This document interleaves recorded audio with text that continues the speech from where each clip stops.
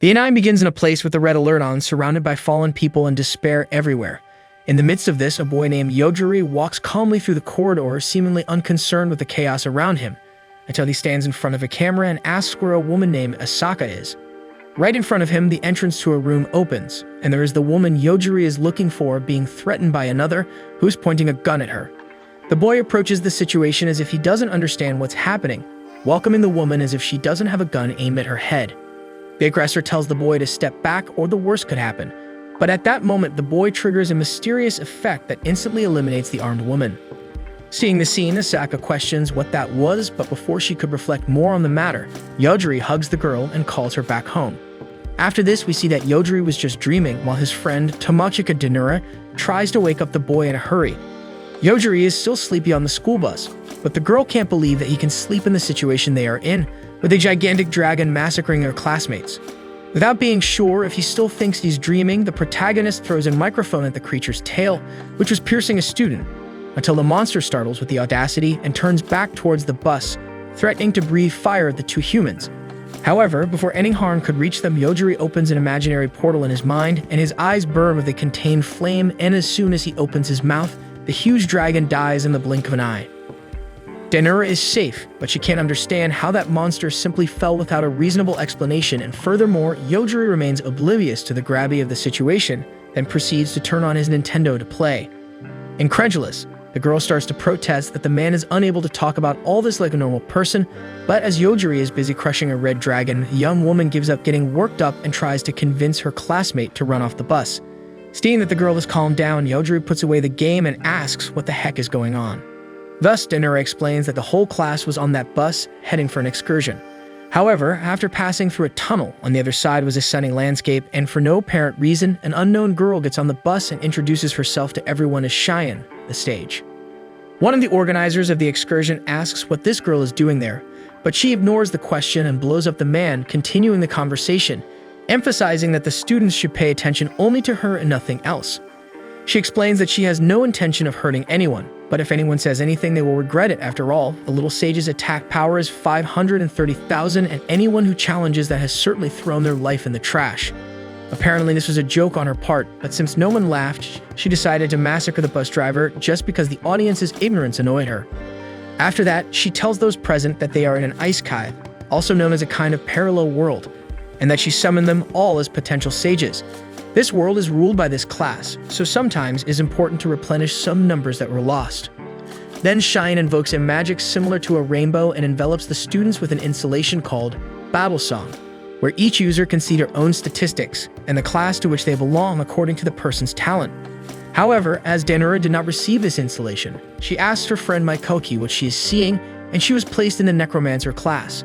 According to Cheyenne, the aspirants will have a month to become sages, otherwise only God knows what will happen to the failures.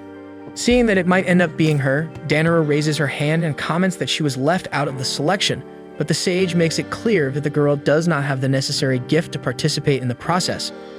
Despite this, perhaps out of pure sadism, Cheyenne warns that Denura also needs to become a sage, otherwise she will become a mere cattle in the farm of life. Finally, the sage sets a 1-hour limit to complete the first mission, then gets off the bus and leaves. Confused, Denura sits next to Maikoki to see what's going on, and the friend tells her that the first objective is to get rid of a level 1000 dragon that is coming to attack. However, ironically, the regulations themselves state that no one there is capable of facing an enemy of that level at the stage they are in. Next, a guy named Suguru Yazaki leads the group and showing leadership skills. He calls his colleagues to show their abilities and form a strategy for the task. Meanwhile, Yogiri is in the 7th heaven and stays out of the team formation. Denura notices that besides her, 2 other classmates were without the battle song, Ayaka Shinozaki and Yuichiro Kiryu. For this reason, they were forced to stay inside the bus, while everyone involved with the installation left under Yazaki's leadership, who, when dealing with the revolt of the excluded, shows that those who receive the gift have their physical abilities enhanced even at the first level. And with that strength, he breaks 2 seats of the bus and blocks the passage outside because, according to him, the excluded have no special abilities, so they will be a burden to the others. Denura thinks differently and believes that the privileged should protect the weaker ones, but the group leader is insistent in his response, revealing that this is a strategy, then calls Asuba Koriyama, the beauty coordinator, to cast a charm on all the excluded, making them attractive to the dragon and consequently, bait to be eaten, while the rest of the group gains time to reach the city. In a panic, Danora finds it absurd and questions if the leader decided this alone, as no one in their right mind would accept it. Mikochi surely voted against it. However, Yazaki responds quite curtly that Danora's friend agreed to the plan, and after that, he locks the renegades in the bus and continues with his strategy. Shortly after, the dragon had already flown over the car and slaughtered Shinozaki and Kiryu, leaving only the last two rejects after Yogiri woke up from his beauty sleep and killed the winged monster with the power of thought. And speaking of the guy, even after hearing this whole story about sages in a parallel world with creatures that spit fire, all that concerned him was how he would recharge his Nintendo in that isekai. However, after Danora complained about this indifference, he gets up and realizes that if they believe Yazaki, then there's only one dragon to be slain, and since that one has turned to dust, it might be safe to go outside. Despite this observation, Danora still seemed concerned about why they were in this place, and Yogiri suggests the version that they crashed the bus and everyone is dead. The girl doesn't like this idea, but the guy is convinced when he says she doesn't have to believe him if she doesn't want to. So it's to get out of the car and are faced with three path choices: mountain, city, or forest. Yogiri dismisses the forest right away, but before advancing his reasoning, Danora sees three students approaching through the air. Yogiri recommends they knock down the birds as a precaution, but Danora responds that nowhere is it written that you need to kill three classmates just because they are flying towards you. Speaking of them, the healer of the group, Hanakawa, regrets that the girl is still alive because it ruined their plan to turn her corpse into a zombie. Higashida, the hero class, had warned that it wasn't certain the girl was dead, while Fukuhara, the necromancer, always found the idea of controlling the poor thing like an undead somewhat strange. As expected, Danora realizes that they did not come in friendship, but before she can act, Higashida launches a fireball that devastates a mountain 100 meters away, considering a warning for the girl not to resist. When asked why they want to kidnap the victim, the three aspirants imply that they want to use Danora for some malicious games.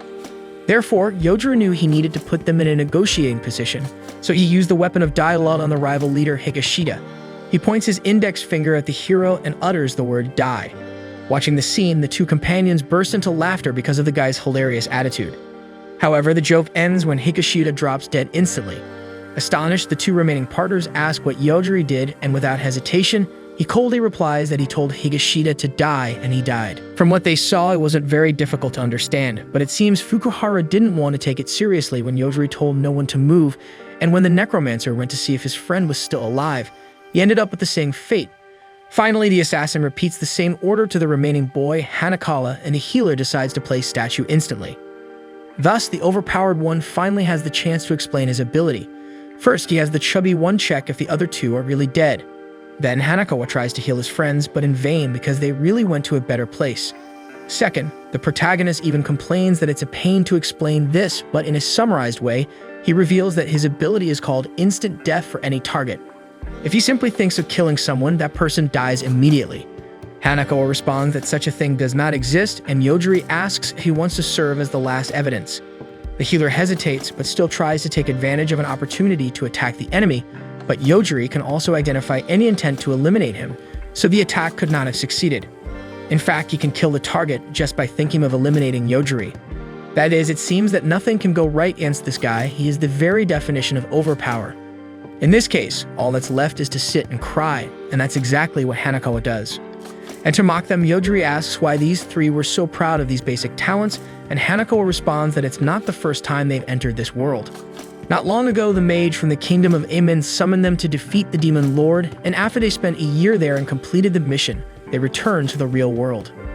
Yogiri turns to Danora, and both comment that they didn't even realize that those three had been absent from school for all this time, but Hanakawa was willing to maintain his heroic pose, so he clarifies that time passes differently there, and as soon as they return to Earth, only a few hours had passed. Soon, Yogiri discovers that there is a chance to go back and raises his hand against the victim, who pleads for her life to the point of asking Danora to convince Lord Takatu to give up this idea. However, as he was the one who saved her life, she doesn't think she has to give her opinion on this problem. Thus, as a last resort, the Marked for Death guy takes out a rare artifact that promises to enslave the user, subjecting him to all the wills of the first person he encounters. Soon he puts on the collar and starts to humiliate himself for his new mistress, Danora, but the girl found the guy's approach a bit disgusting and tells him to step back, tightening the leash. She tries to pass the ownership of the healer to Yogiri, but he cries just at the thought of not being enslaved by Lady Tomochika. Despite that, the exchange was already done and Yogiri promises not to kill the poor guy after this pathetic humiliation, but he sends the guy into a forest full of evil beasts just for him to see something real quick. So before he leaves, the master instructs the servant to leave behind everything of value, and faced with an obscene amount of adventured gold, Hanako obeys his lord's order and heads into the woods. When asked if the healer couldn't be useful, Yogiri responds that the guy could betray them at any moment. Hearing this, Denora asks if she couldn't do the same, but the protagonist seems aware of it and prefers to take the risk. Surprised, his companion wants to know the reason for this, as they've never been ones to talk much. However, the young man seems not to have a good reason for it. But after a few reflective seconds, he remembers when Denora hugged him at the moment when the dragon was about to attack them. On that occasion, the girl's embrace made him feel the voluminous softness of her water balloons, and in response, Denora curses her savior. And in the meantime, in an enigmatic floating castle, Yuchi, the assistant to the wise Cheyenne, reports on the first mission of the new potential sages. The mission was successfully completed, but there were 4 fatalities. Cheyenne quickly thinks that the 4 renegades were the ones who died, but the assistant reveals that, in fact, only 2 outcasts were eliminated. In addition to these, 2 more of rank S, as the more experienced ones died suddenly. Perhaps this is the work of instant death magic. However, despite the seriousness of the matter, Cheyenne doesn't pay much attention to the problem and leaves it to Yuichi to act as he sees fit. So after a long walk, the protagonists reach the city. Despite Denora's excitement, Takatu is just eager to take a nap. Nevertheless, the guards are closing the gate, but the girl is in a hurry and tries to convince them to let them in. Instead of letting them in, the guards put the duo under the watch of Masahiko, a city representative. He questions how this second group of candidates appeared alone after the entire group had already arrived. Takatu explains that they got separated from the larger group. Masahiko seems bothered by this story and clarifies that they would usually charge a toll from the boys, but they were instructed not to mess with sage candidates. The protagonist ignores the fuss and mentions they heard about a capital, asking how they can get there. Masahiro seizes the opportunity and retorts that they were told not to interfere with the candidate's path, but no one said they couldn't help them. Takatu sarcastically thanks for the help and leaves, but the representative goes further, suggesting that the girl could spend the night at his mansion. Denora is embarrassed, pulls Takatu away, and they run off. Some time later, Denora feared that Takatu might have to kill that man. On the other hand, he feels offended and asks if she thinks he's some kind of lunatic. She responds that the part of him that hasn't realized that is the most charming. After that, they start exploring the city. Denora is excited that the place looks like it's from a fantasy movie with people resembling animals. Mairyu, one of them, greets the 2 outsiders and asks if everything's meow with them. As it seems to be their first time there, she also asks if they have problems or another kind of meow. Without answering the questions, Takatu asks what she wants. The cat gets straight to the point, expressing her desire to be close to sage candidates because they have a promising future and are easy to seduce. Denora comments that the cat is very direct, but Mairyu clarifies that she would never hit on a guy with a girlfriend. She adds that the key to success is developing a very mild friendship with the candidates. Takatu asks what she thinks about bringing the cat along. As she wanted to take a look at the city before dark, they decide to go with Mireio. However, this outing turns bad as the cat convinces Denora to buy a bunch of expensive things she'll never use, only to end up cornered by a gang of anthropomorphs in the dead of night. The gang leader, the only human, mocks Takatu for being so calm in such a situation. When asked if they want money, the boss says it's one of the goals, but the main course is talentless sage candidates. Takatu confirms he understands their objectives, but will have to eliminate them. Concerned, Denora tries to warn Mairyu that the guy isn't to be messed with, but she dismisses it as a stupid bluff, saying 2 weaklings without Dom can't do anything in this situation. Then Takatu gives the first command, and the row of enemies behind them falls lifeless. He commands the leopard man to die halfway, but by the way he fell, Takatu notices that even halfway is too much. So he decides to control this power more and nullifies the right ankle of the rooster and the left arm of one of the dogs. Obviously, the rest of the henchmen were already terrified, and even Denora suggests that Takatu is going too far, but he responds with indifference, stating that when he tried to go easy, nobody paid attention. Therefore, he attacks the 2 eyes of another dog, and when the lizard tries to attack, he quickly deals with him too. Witnessing such madness, Mireyu asks Takatu what kind of male he is exactly, but the boy responds that he doesn't even know. Soon he evaluates if his measured abilities were useful, but concludes that it's not efficient to destroy specific parts of someone's body. Plus, he doesn't like the feeling of intentionally torturing someone. Mairyu panics and pleads for her life, mentioning her siblings at home, but Takatu argues that it doesn't justify kidnapping and selling people. Then he raises his right index finger and commands the end for both, but instead, nothing happens. Faced with the stroke of luck, the two thugs swim to freedom while Takatu watches their escape without a reaction. Denura tries to understand, asking if he let them go, but he says it wasn't the intention. Meanwhile, the two villains are running as fast as they can, and Miryu continues to wonder who the hell that kid is. But before any conclusion, her life is taken along with the bosses. She falls from the roof where she was hiding, and her last regret was getting involved with those criminals. Finally, the protagonist duo tries to get out of there before any trouble arises. However, the city guard, led by George and Delgard, is already there, wanting to ask some questions to the two wrongdoers. Takatu takes charge of the interrogation, explaining that they were just passing through and everyone else was already on the ground. However, Delgard caught the boy in the act as she saw the bandits fall at the moment they were about to attack Takatu. This leaves Denura furious for being labeled as suspicious, while the city guard, supposedly witnessing everything, did absolutely nothing to intervene. However, Albert explains that she was trying to trace the buyers of humans from this gang. Finally, she adds that it's better for those candidates not to raise a finger against the guard because they possess the protection of the wise, so the gift does not affect them.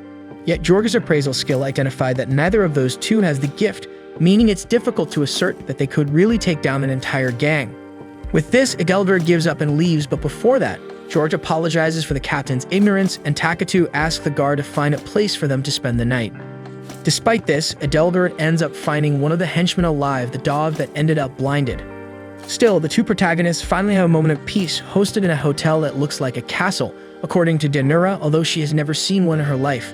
As for the rooms, Takatu asks if they can share one, but since the girl finds that a bit too much, he asks her to at least arrange a room next to his. She enters her huge room, and as soon as she jumps on the bed, she questions what idea Takatu had about sharing the room. Upon reflection, she realizes that they've been together every second in that world and wonders if he might like her, even though he only made it clear that he likes one specific thing about her. But the reflection ends when a spirit invades the room. Despite the initial scare, Denura seemed more scared by the fact of finding this spirit in this world, as she asks what the older sister is doing there. Then, the spirit is offended by being compared to that figure and introduces itself as Mokomoko Denura, wife of the founder's son of Denura School, known as the restorer of the school and protector of the Denura family, ancestor of Tamachika Denura and guardian spirit. After this flood of description, Tamachika asks the spirit to take it easy, or she won't be able to keep so much information in her head. Later, Mokomoko warns that Tamachika is in great danger, so she had to appear there to help. But as she has been through a lot to get there, the young girl wonders why the guardian spirit didn't appear earlier when she was in the thick of it. Mokomoko explains that she was afraid of that guy Takatu because if she appeared out of nowhere in front of him, she risked being erased from the face of the earth, as his ability works even with paranormal beings. For this reason, Tamachika Denura must inform the boy tomorrow about the existence of the ghost sister, because only then the spirit will be able to stay safe. Furthermore, she reveals that she can protect Tamachika from everything except physical attacks. In fact, she prevented the installation of the battle song in the girl. As Yogiri was upset about being left without it, Mokomoko explains that that installation has certain advantages, it's true, but once installed in the mind, the wise ones gain control over you. Finally, she confesses that she would love to take away the successor of Denura Archery School, a mixed martial art practice since the Heian dynasty. But since Tamachika is stuck in this world depending on Takatu, the spirit decides to teach the true art of Denura and names this mission Operation. My guardian spirit is the strongest. No one in this other world has a chance against him.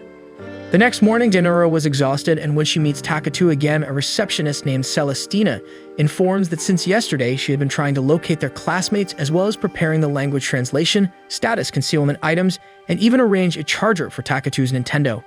Finally, she gives the boys 2 tickets to the capital, departing tomorrow at noon. Moreover, she accepts the boy's request to guard all his treasure, and as she even did that, Denura is amazed at the efficiency of this worker.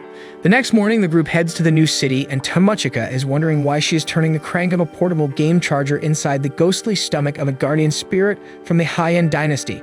In the meantime, Mokomoko makes it clear that she does not take up physical space so the young girl can relax. Because of that, Tamachika asks the spirit to sit next to Takatu, but the old apparition is still terrified of the boy. Therefore, he calms the ghost and reveals that he has been able to see her since Tamachika warned him of her existence, and in any case, Tamachika can also sit next to him if she's uncomfortable. With that done, Yogiri Takatu informs that Celestina, the receptionist, thinks their classmates are near the primitive forest, and Denura does not understand how this woman knows so much. At that moment, Takatu lays the girl on the bench, and the roof of the car goes flying. As for the previous city guard, they are trying to extract information from the henchman who survived the assault. A vampire named Lane takes the lead in the process. She is of the original blood class, the highest rank of undead, and analyzing the eyes of the wounded, she is impressed how the blindness of the dog shows no bruising or injury. Then she removes the criminal's eye and heals him with another. Still, he continues unable to see, so Lane bites the dog, who, by linking to the vampire's bloodline, his physical strength grew monstrously. Nevertheless, the vision has not yet returned, which Lane finds intriguing. At that moment, a knight invades the chamber, and as he could not be seen, George analyzes that being belongs to the Bravo class. Back on the train, the announcer warns that a sage is dealing with an aggressor, making Takatu realize that no one is after them. So they head out to see what's happening, and an invading robot is fighting a local protector. Denora asks if Takatu shouldn't erase both since they are in the way. The young man counters with another question. If he should erase everyone who stands in his path, then should he erase everyone who appears in front of him? After all, he has to establish some rules from this ability. Despite his speech, shortly afterward, the two fighters approach the civilians and the sage freezes a bunch of citizens. Meanwhile, the other swordsman reveals himself as Ain and attacks Lane, but the vampire instantly heals every damage she receives. She then questions why Bravo is attacking a sage when he should be facing the demon lord. However, Ain is determined to wipe out all the sages from the earth with his sacred sword Kartina, causing an explosion in the tower, where everyone was mentioning Ariel's name as he celebrates victory. Back on the train, Takatu asks why the sage attacked them, and Santoru becomes irritated with the insolence since sages should be praised on their knees instead of questioned in this way. He even calls Takatu a monstrosity. In response, Takatu finds a reason to erase the sage. In the meantime, the aggressor robot approaches and says it has no intention of fighting. In front of Ain, the vampire asks if Ariel is his lover. Bravo doesn't understand how she survived that, and she replies that she didn't survive, but not even death can hold her, unfortunately. Thus, even after Ain surrenders his life, she decides to spare him but throws Ain down the tower and orders her subordinates to track Yogiri Takatu. The young man is talking to the robot, who notes his ability so it's willing to give anything it can in exchange for avoiding conflict. Takatu asks if the robot knows any way to return to their world, but the aggressor only knows the way back to its own world and can't take Takatu along because, besides not being physically present in this space, it also couldn't bring someone so dangerous to its world. With that, Takatu is satisfied with the help, but Mokomoko wanted to ask one more little favor from the outsider before he leaves. Hours later, George and Edelgard find Santoru's body and inform their leader. With images of the incident, Lane suspects that Yogiri Takatu has the instant death ability, but Cheyenne recalls that Santoru was resistant to that technique, so she instructs her subordinate to investigate if Takatu has any connection to the darkness. Then she sends one of her subordinates, Masayuki, to lead the immortal army to Hanabusa, even if it causes the destruction of that city. Meanwhile, the protagonists decide to leave on their own since they didn't want to be seen with an aggressor, and Mokomoko presents Denura with a sword made from pieces disguised in the girl's clothing, leaving Tomochika wondering how to use a sci-fi weapon that works this way. After their journey, they arrive in the city of Hanabusa, according to Denura, a typical Japanese town. She asks Takatu if he wouldn't like some time to develop his skills, but he replies that he was practicing with some bandits and beasts that were chasing them along the way. When the girl looks back, she sees a pile of bodies behind them. Denura tells him to warn her when there's an enemy behind her because walking unaware is dangerous. The guy just affirms that he knows that very well. Later, she comments that since he gets tired after using his powers, maybe he can only use them a few times a day. Contrary to that, Takatu reveals that it's the fact that he gets tired that allows him to keep using them, making the girl realize that this young man's prowess knows no bounds. Entering the city, Mokomoko notes that instead of protecting themselves with walls, they seem to have set up a magical barrier. Until they reach a tall hotel, the one Celestina mentioned they would find. The group decides to use the hotel as a base, and Denura rushes in, excited about the size of the place. Once inside, everyone sees that the place is truly fancy, and a classmate named Yuki Takabana approaches the girl in the group, expressing happiness that she is safe. Denura asks what he's doing there, and he replies that he doesn't have to stay with people who level up inefficiently. Beside him, a girl named Erika asks who the girl he's talking to is, displaying basic jealousy for everyone to see. But Takabana clarifies that they are just classmates, so there's nothing to it. On the other side, another girl praises her master for having such a kind heart even when dealing with rude people. Meanwhile, Denura asks who these strange people are, and since Takatu knows as much as she does, Takabana introduces his hand-picked bodyguards.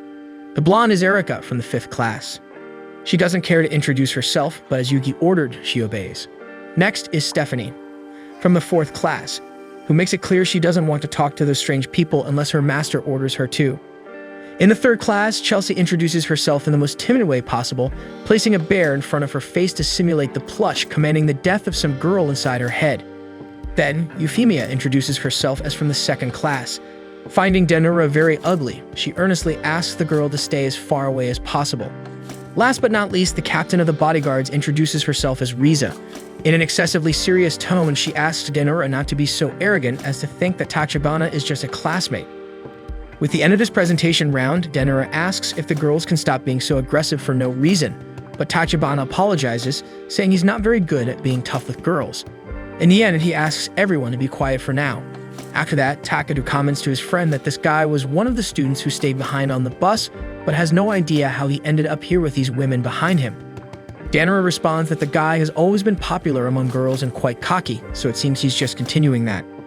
Convinced of his ways, Tachibana soon invites Denura to be another one of his lovers.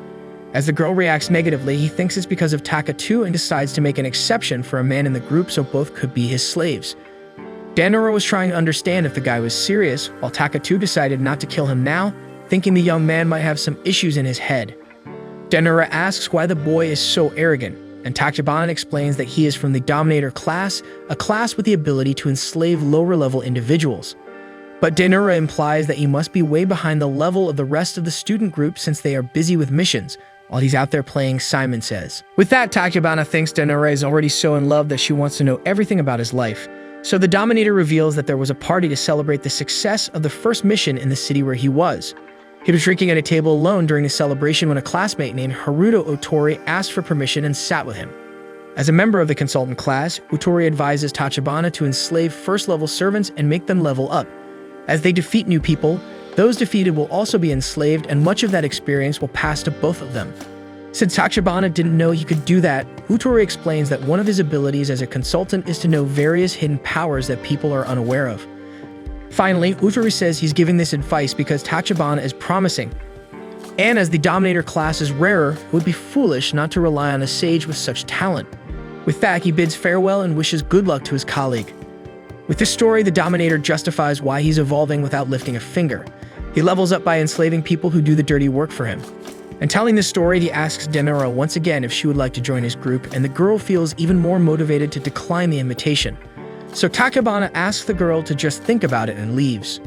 Takatu comments that Denura would probably be safer with that guy than with him, but the girl shows with her face that this opinion was quite unnecessary. Meanwhile, Lane is seeking to confront the darkness, and when she comes across it, the vampire asserts with conviction that this creature stands no chance against her. Back at the hotel, Denura wonders how long they will stay in that hotel, as it's been 3 days since they arrived. So she asks Mokomoko to go into his room and see what's going on, but the ghost won't enter that room even if they pay her, as she has no idea how the guy will react to such a sudden invasion. Then, Denura sees the city upside down below her because a servant named Masayuki had finally arrived wreaking havoc. With the immortal body beside him, any citizen run over by them would be turned into a third-class zombie. Inside the hotel, Mokomoko notices that the people there are not good at all because they have the smell of death. As they witness the rapid decline of the city's population, another ghost approaches their door. Instead of Denura wanting to go down to see what's happening, she lies on the comfortable bed in that luxury room and ignores everything. Mokomoko disapproves of the young woman's attitude, saying she can't just pretend the city is falling apart. Moreover, there's a hostile presence nearby spying on them, so it's wise to stay alert. Fearing that the situation might be more serious than she imagines, Denura tries to call Takatu, but the boy is fast asleep, dreaming of a moment from his childhood. He is awakened by a female voice calling his name, while his dog Mikori licks the boy's face. He gets up, sees a girl inviting him for breakfast, but as soon as he says he's coming, Takatu is awakened by the phone and called to action. As soon as he steps out of the room, he senses a strange presence around, although he doesn't see anything. Therefore, he focuses his vision and detects a ghostly figure in the corner of the corridor. Immediately, he eliminates Erika, Tachibana's bodyguard. Then he reaches Denura and warns her of a hostile ghost behind her. At the same time, Tachibana is away inspecting the mission but realizes that his servant's signal has disappeared. Moreover, a creature invades the area where they were. Back to the protagonist, Denura recognizes the blonde as Erika, and Takatu knows this will be a big problem with her master. Therefore, they have to get out of there as quickly as possible. Denora mentions that she needs to gather her things first, and as she acts like she's just going out to buy bread, Takatu asks about the reason for her calmness. She replies that she's used to this kind of pressure, but when Mokomoko says that the Denora family doesn't give up easily, the young woman admits she's not as evolved as her ancestors. As for Tachibana, the giant insect attacking him proves to be no considerable challenge, visibly frustrating the Dominator who was expecting something more dangerous. He repels the monster with his protective barrier, and after tearing off his arms, Stephanie praises the fact that not even level 100 monsters can defeat her master. The monster is still alive and asks who this strong man is, but ignoring the enemy, Tachibana launches a flare bomb at the insect and enslaves it after the victory. Next, the new servant is healed and informs his master that these rooms go up to level 150, as he was asked. So the master orders the insect to recruit new servants in the lower levels. With that decided, Tachibana returns to Erika, and seeing on the servant's camera that she fell in the corridor out of nowhere and lost the signal, he is confused about the reason for this. Euphemia supposes that Erika was trying to please the boss by bringing that Danora girl he wanted, or just wanted to eliminate the girl due to their earlier disagreement. For this reason, the master orders Riza and Chelsea to go after Danora, as she might have killed Erika. Far away, Elaine seems to be having more trouble with the darkness than she thought. By striking the enemy's forehead, she knows that her high-speed revivification is much faster than the collapse of the darkness, but it seems that it's not causing any damage. Meanwhile, Takatu and Danora try to escape, but Riza appears in the corridor and freezes the two protagonists, hoping to take the girl to her master. However, Takatu destroys the ice as if it's nothing, since he just learned that he can eliminate ice as if it were an individual. Obviously, this leaves the captain embarrassed with how easily the prisoner freed himself from his attack. For this reason, she tries to increase the difficulty level and prepares to use her wand again in the fight. Nevertheless, Takatu simply kills the wand with a simple command. Having done that, Riza realizes that the guy can destroy anything with just a thought, so she puts hostility aside and decides to cooperate with the two. Despite that, the only way she can use her magic is through her wand, so she takes out the last one she had on hand. Since she took the item from a delicate place, Danora is worried that Takatu is too focused on the scene, but he's just impressed with the fact that Riza can hide a wand in such a way. Then Takatu orders the captain to reveal her intentions, and she confesses that more people are coming after Danora besides her. The first evidence of this appears at that moment when a shadow tries to attack the girl, but her ancestral spirit from the Danora family manifests at the right moment to counter the hostility. But after the counterattack, the group realizes that it was just a doll and several identical ones were behind them.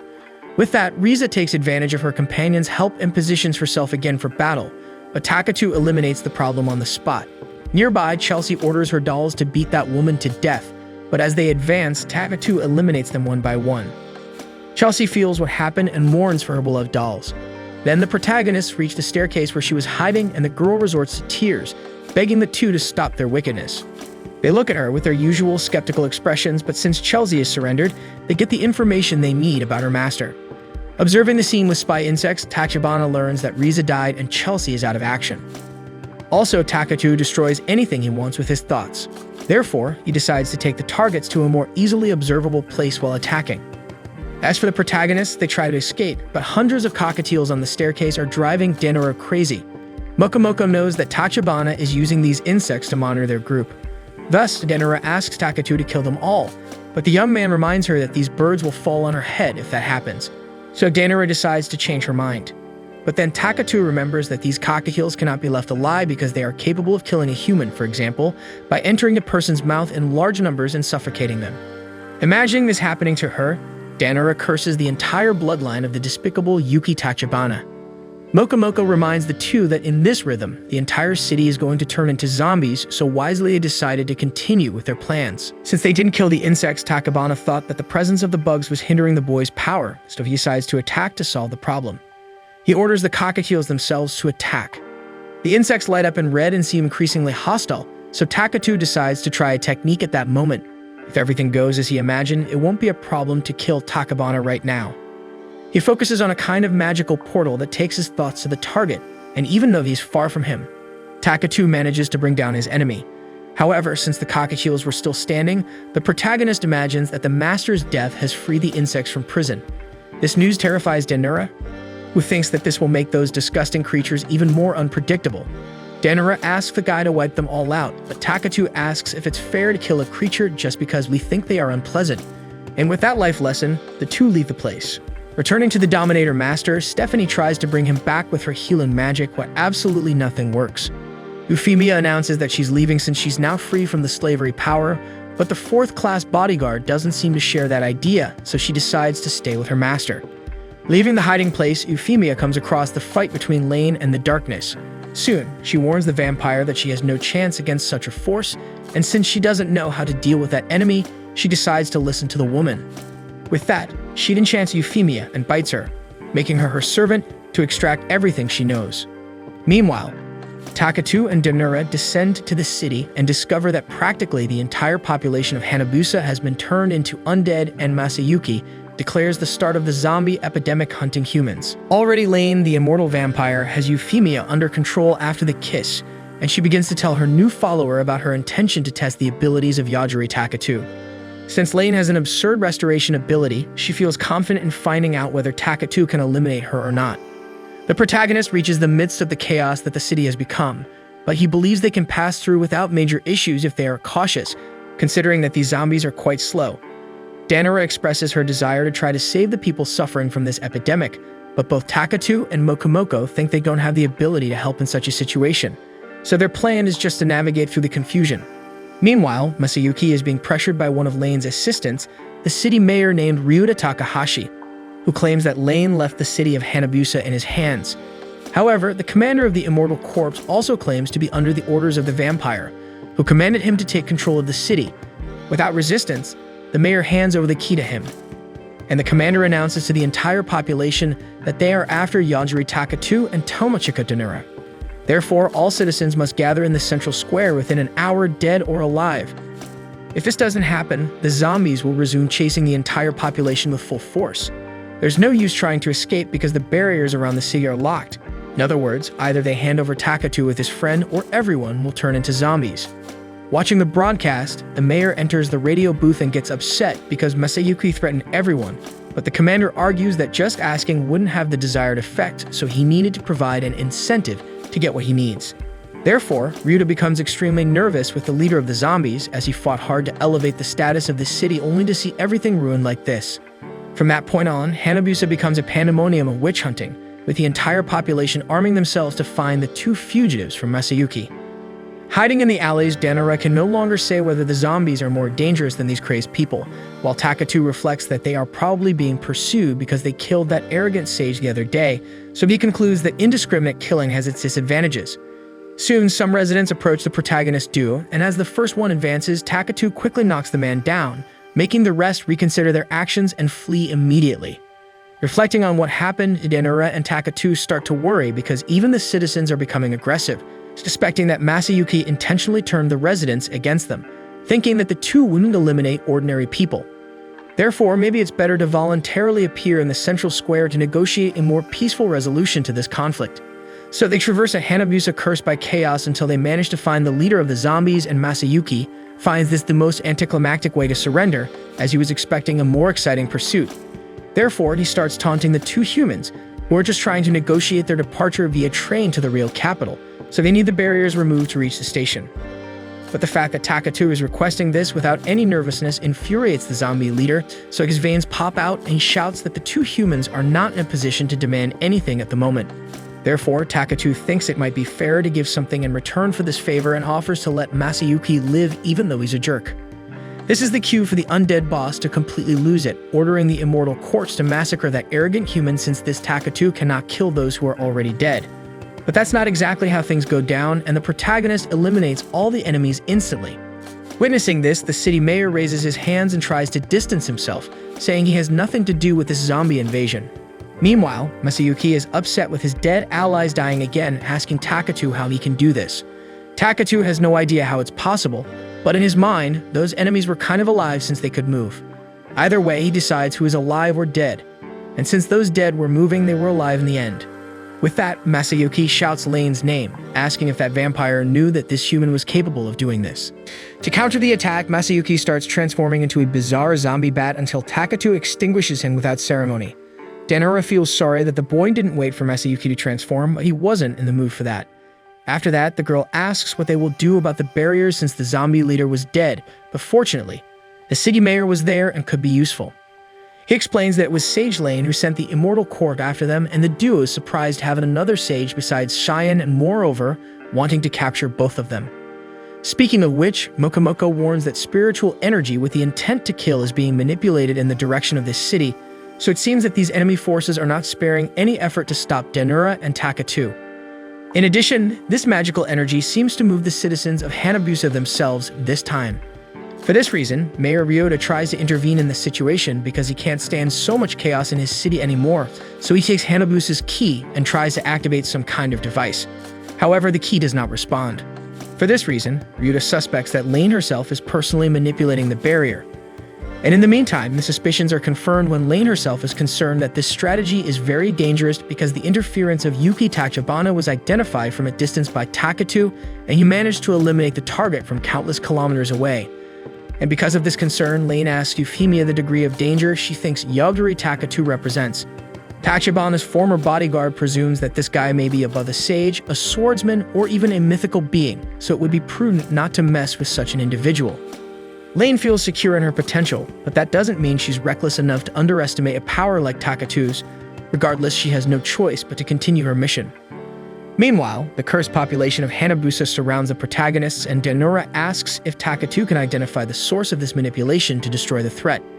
However, he explains that it probably doesn't apply to this case as Tachibana was connected to the servants themselves, making it easier to identify the source of energy for that reason. At that moment, several enemies attack and are neutralized by Takatu.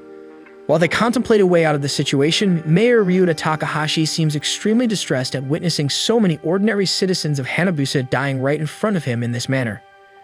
Lane begins to move more pieces on the chessboard by provoking the arrival of darkness in the city where her enemy is trapped.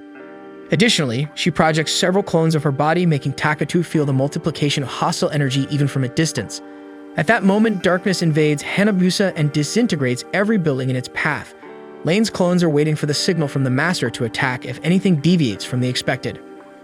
Observing that horrifying creature, Denura asks his friend if he can do something about it. However, despite Takatu feeling that he can help, he has a bad feeling. Nevertheless, he can't simply leave things as they are, so he applies his instant death technique to darkness. Even though it is eliminated, a strange charge is seen reacting in the creature's body, causing a meteor shower over the city. Takatu doesn't know what it is, but he presumes that some malevolent force has allied with Darkness's thirst for revenge and is causing this attack, perhaps wanting to annihilate the entire city or observing his capabilities. However, upon closer inspection, Denura identifies that the comets falling from the sky are several women in red, descending in hordes towards the ground. The mayor alerts that it is indeed Lane involved in this. Despite that, since she is not personally on the offensive, she cannot be the direct target of Takatu's automatic counterattack, as he well remembers. Moreover, they are so fast in their descent that the boy may not react in time if a clone falls on him. So Ryuta tries to cooperate with his broader view of the city, having access to exclusive technologies as the mayor. He informs that these aerial attacks have a pattern, not hitting the same place twice, and consecutive attacks are not made near each other. Mokomoko comments that even though Lane seems to be doing something random, she knows exactly what she is doing. With this information, the mayor deduces where the attacks will be in a short time and takes Takatu to the designated location via teleportation, another exclusive technology of the mayor. Upon arrival, within seconds, one of the vampire's replicas is about to hit the field. Takatu kills the target while Mokomoko envelops the humans in a shield to protect them from the impact. After the dust settles, Mokomoko explains that she had acquired a Furimoru from Darkness not long ago, and it is a flexible magical object that can become a protective barrier or even armor. Thus, the other copies of Lane begin to catch fire, and the original sage wonders how immortal vampires can be killed. But she knew that if the first clone died, the same would happen to all the others since they were made from the same mold. However, that doesn't mean there isn't another solution. Therefore, Lane tries to create other replicas using a slightly different configuration from the previous one to bypass this logic. Despite this, before she could perform her trick, the vampire realizes that her original body is dead in another dimension, so she falls lifeless while catching fire. At that moment, a child awakens in her coffin and receives a message from Lane, informing that her plan worked because even though she is dead, the child survived. Then she decides to reveal the true identity of the little girl, saying that she is Lane herself, but in a separate body that inherited no memories from the vampire to avoid Yogiri Takatu's attacks. After that, all the chaos in Hanabusa had finally come to an end, and Mayor Ryuta Takahashi thanks the two protagonists for their help. Danura is pleased with the recognition but asks if the fact that they had dealt with that sage a few days ago will cause any problems for them. However, Ryuta is calm and responds that he didn't have much respect for that unbearable figure. Thus, he grants a vehicle for them to continue their mission to the royal capital. When Danura gets in the car and asks when Takatu will take the wheel, he replies that he always crashes the car in absolutely every turn in the racing games he usually plays, so probably him driving is not a good idea. With that, Danura thinks it's better to take the wheel, leaving Mokomoko excited, saying how happy she is to see the Danura family's great skill in driving and practice.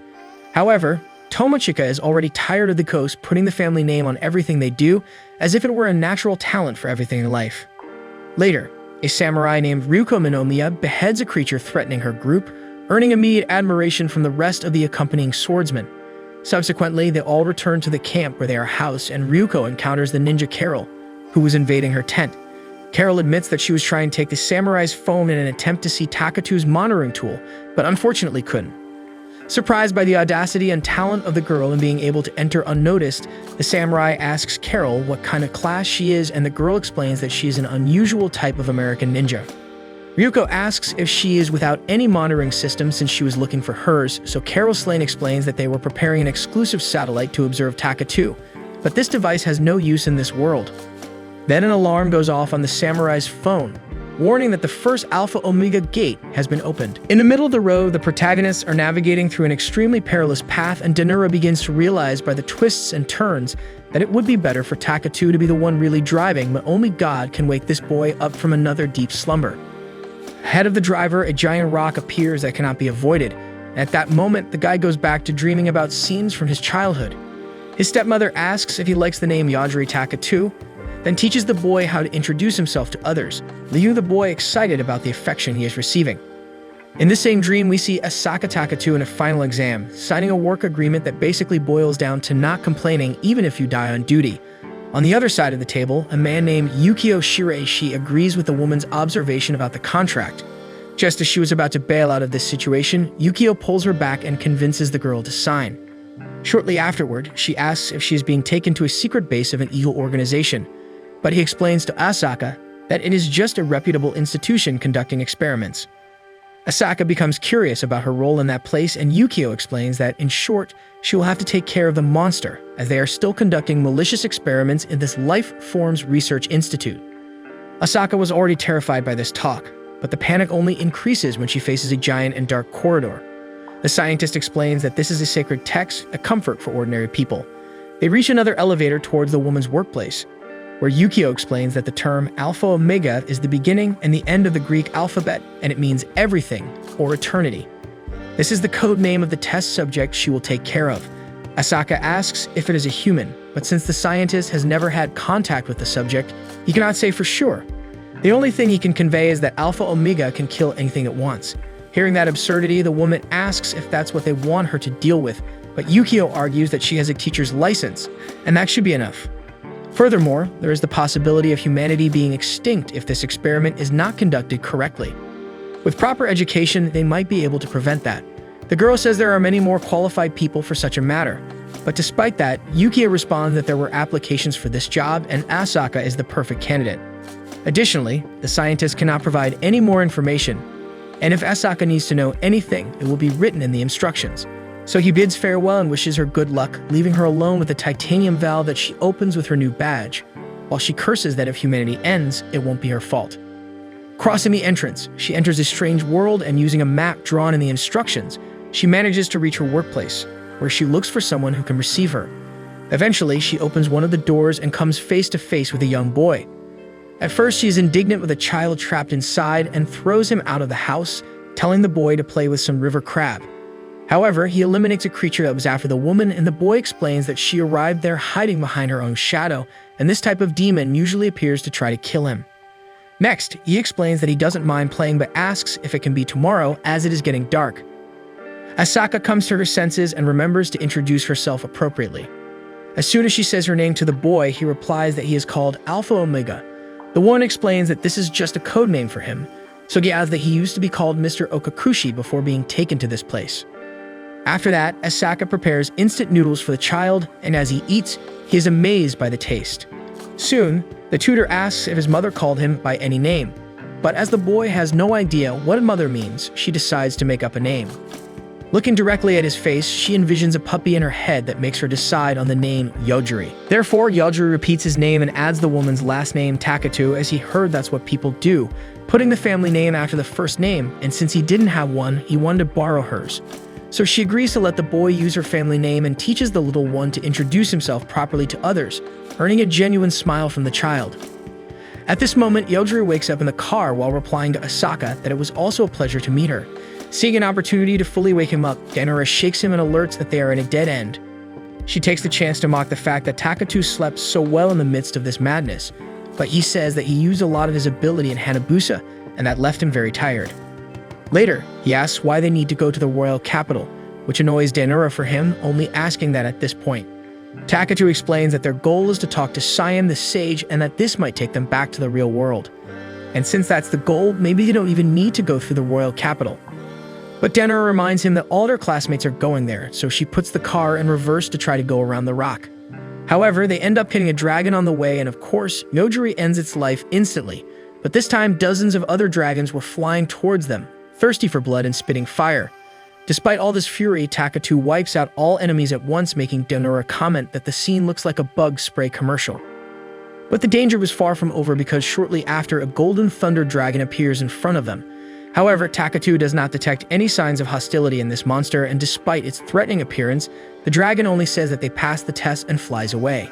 They try to call the dragon back as it can communicate with humans, but the winged creature does not listen. For this reason, Takatu shouts that if the dragon doesn't come back, it will have the same fate as the others, and with that, the creature freezes in the air instantly, making Denora wonder how this creature can fly without flapping its wings. So back to the protagonists, the dragon reveals its original form as a little girl, justifying that she wanted the test if they were qualified to see the sword master, an incredible being capable of granting the gift to those who deserve it. However, Takatu responds that he has nothing to do with that, as he just wants to reach the royal capital, leaving the dragon embarrassed for having taken the sword master for granted. Thus, the little girl pleads with them to go see the master since he asked her to recruit some new candidates and he rivals a sage.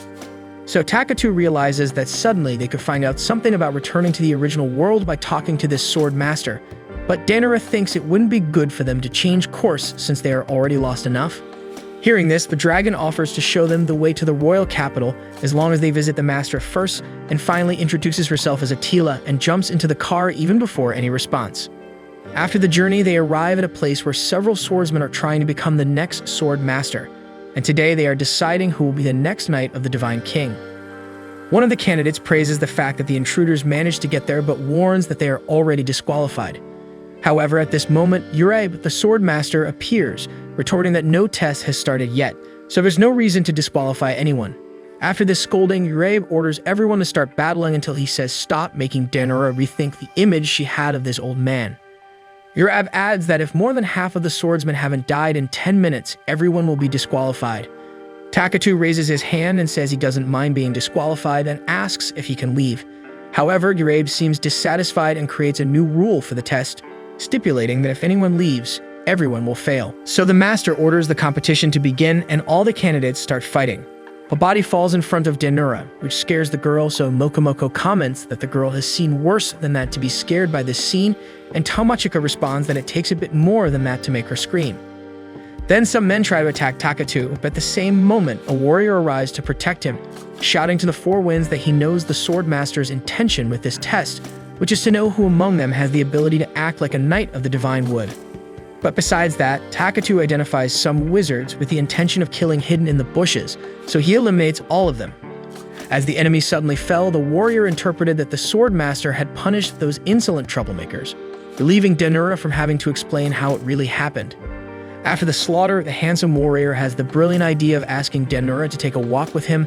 At the moment, another injured swordsman begs them to give him the rainbow stone. In fact, it was an apology stone, and it completely regenerates the boy.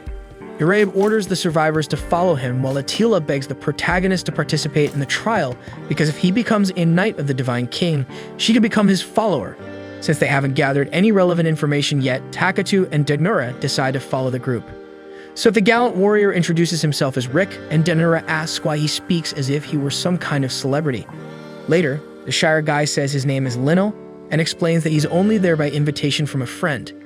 Takatu asks who the Divine King is, and Rick says that he deals with the gods who were sealed, called demons. 1,000 years ago, the Dark God was sealed by the hands of the Divine King himself. However, this evil being is still a threat even when sealed, as his descendants are active behind the scenes throughout the country. Denora asks Lionel what stone he used, and the boy says he received them as an apology, and that they can heal serious injuries. Denora is impressed that someone gave such an artifact to the boy just as an apology, so Lionel explains that he has always been very unlucky, and that on a day when he was sacrificed by a criminal organization, when he thought it would be the end of everything, a goddess appeared and gave him an apology stone. Denora comments that she still doesn't understand the connection between things, so she asks Mokomoko if the gods can really influence people's destinies, and the ghost explains that yes, not everyone is protected by guardian spirits like young Denora. In the meantime, Rick asks what Gacha is, and Lionel explains that it's a game where he has a chance with 3 stones, and with 30 stones, he has 10 consecutive chances. As a demonstration, he throws the stones into the air and receives an old cleaning brush in his hands and boasts that this is how he exchanges magic stones for random items. Denora thinks this is a terrible deal while questioning the boy if he's not afraid of running out of stones. Lionel elucidates that he gets new apology stones at midnight every day, depending on the amount of misfortune that happened that day. Finally, the group crosses a magical barrier that takes them to a place with a giant tower. Mokomoko warns that they need to leave as soon as possible because a very unpleasant smell is passing through the air and something sinister is about to happen. On their side, Lionel vomits some magical element and Denora asks why she doesn't smell it, so Mokomoko explains that he's protecting her from this evil. However, shortly after, Lionel gains resistance to the stench through another apology stone, making Denora comment that his life seems quite easy with these things in his pocket. The group looks around and realizes that Attila has disappeared, but imagining that she could appear at any moment, they decide to continue their journey until they enter an elevator where the other candidates are with the Sword Master. From the top of the tower, Yogiri reveals the end of the world, where at the center of the magical mass stood the mistress of the ancient sword and the Black God, frozen when the mistress of sword pierced both. Despite the sealing, danger still lingers in the air. While Yogiri explains, a mage named Frederica interrupts, stating that defeating the enemies will solve this. Lionel mentions that she was the one who invited him there, and the young woman vows to retire Yogiri and destroy the Black God on her own. To prove herself, she unleashes a solar explosion at the end of the world. However, as the fireball loses speed, Yogiri explains that time runs differently inside, so it could take centuries for the flame to reach the Black God. Afterwards, the Sword Master announces that the selection of knights begins now, and a subordinate presents the details. She explains that the goal is to go from the roof to the first floor of the tower within 24 hours. A candidate named Teresa asks if it's allowed to jump from the top to the ground, and the subordinate explains that everyone must accumulate 100 points within the tower, so there are tasks to be done inside. Additionally, special participants will be added to the competition. In the meantime, Denora asks if Takatu could win this competition with his power, but the young man appears disturbed by a situation when the mist was very thick. He then whispers a secret in his friend's ear, leaving her furious. With that, Takatu urges Denora to hurry out of this tower, but when it's time to head out on the mission, Frederica tells Lionel to pass her the magic stone so she can replenish her mana, but the boy reveals they only work for him. So the girl tosses one of the stones on the ground, rumbling that this kid always slows her down. Right at the start of the tower, Rick thanks the kind souls who braved the tower before them because most of the traps had already been triggered, leaving only a few. Unlucky as ever, Lionel activates a spear that pierces his chest, but once again, he cheats death with a stone of apology. Seeing the scene, Denora asks why the boy doesn't carry one of those around since he's always getting into trouble, so he decides to tie one to his hand to avoid kicking the bucket unexpectedly. Fired up by the resolution, Lionel charges into the next challenge only to fall into another trap in the next room. The group enters the room to rescue their companion, and there was Teresa amidst an absurd amount of blood asking Rick not to judge her hastily, despite all the destruction trailing behind her. Rick asks why she's participating in the challenge even though she's already a knight, and she explains that she accidentally killed many people, so her credentials were revoked and she was forced to retake the exams. Rick tells the rest of the group to get out of there, but Denora notices that it won't be possible because several thin wires are spread all over the place. Admiring the view of the enemy, Teresa announces it would be a shame if the trash in front of her survived because a knight of the Divine King needs to be truly powerful. But as Rick aptly points out while shielding himself from the wires with his shield, if strength were the only requirement to be a knight, Teresa wouldn't have been demoted. Observing the discussion, Denora knows that Strange Girl is holding back her true ability and just playing with Rick. Then Takatu enters the fray, eliminating the enemy in his usual manner. Then he sees in her hands the Stone of Apology, the same one Lionel uses, and looking around, Danora sees the boy pleading for the stone again, lying on the ground without an arm. After that, the group reaches floor 98, where the person in charge of the test informs them it's a safe zone where they can rest. Takatu suggests they all split up since they'll probably have to kill each other at some point. Rick agrees, realizing this exam is crueler than he imagined, and asks if Takatu and Danora will be okay without him. The protagonist assures the warrior he can rest easy, while Lionel can't wait for midnight to earn a few more stones and stay in the game. With that settled, Rick and Lionel book a room each and go to rest, but when the two remaining try to get their accommodations, the examiner states there's only one room left. With no other choice, Takatu and Danora accept, and to top it off, Mokomoko is always present, but she asks them not to mind because she'll always be hidden by the walls. Danora replies that it still seems pretty embarrassing, but Takatu wastes no time and jumps into bed in pajamas, falling asleep instantly. Meanwhile, Lionel is happy he's made it far in this challenge after only dying 15 times. As if the happiness wasn't enough, he just received 100 stones of apology, plus a free gacha. Soon he rushes to see what he got in this gacha, and tossing the necessary stones into the air, he eagerly awaits whether he'll receive a sinister weapon or an ally character. But instead, the goddess who reincarnated him in this world appears. She says she's coming to take a look around and updated his respawn point to this floor, so every time he dies, he'll respawn there to ensure his nap. Despite this, Lionel thinks this place is too dangerous, but the goddess disappears without answering. In the meantime, the examiner shows concern because the number of deaths doesn't match the number of souls, but Grabe says she doesn't need to worry about that since they probably have enough to maintain the second barrier. The girl agrees, adding that they need to replenish the half-demons for the first barrier. Far away, a girl pursues a candidate sage, saying if the boy refuses her offer this time, she'll have to kill him. Then she uses an ability to identify she's facing Rakuto Seitu, a transmigrant blessed by God with his power. Satan finds it boring to be revealed by magical eyes and asserts he can also know the girl's name if that's all. Then he calls out Aoi Hayanos' name and attacks her with magical tentacles. In response, she uses an ability called Only World, which could be defined as the world that only rewards effort. The tentacles are eliminated, and then Rakuto casts another spell on the girl, who retaliates with the exact same spell, as she's always been able to do. However, the boy isn't convinced of defeat and tries to use the funeral pyre to end the battle, but nothing happens. Hayanos explains that God granted him power without any effort and probably took it back without any effort as well. But the boy says he didn't receive this power from God as he draws his sword. Hayanos assesses that this weapon holds a high value of faith, so it won't be able to destroy the sword.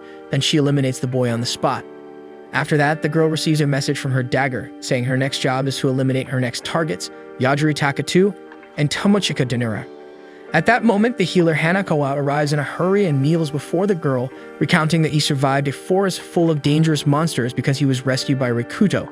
But now that the girl killed him, Hanakawa claims he has no hope left, so he begs to be Oi's servant. On that same morning, Mokomoko wakes Danora up because she needs help getting out of the wall since she can't get out on her own.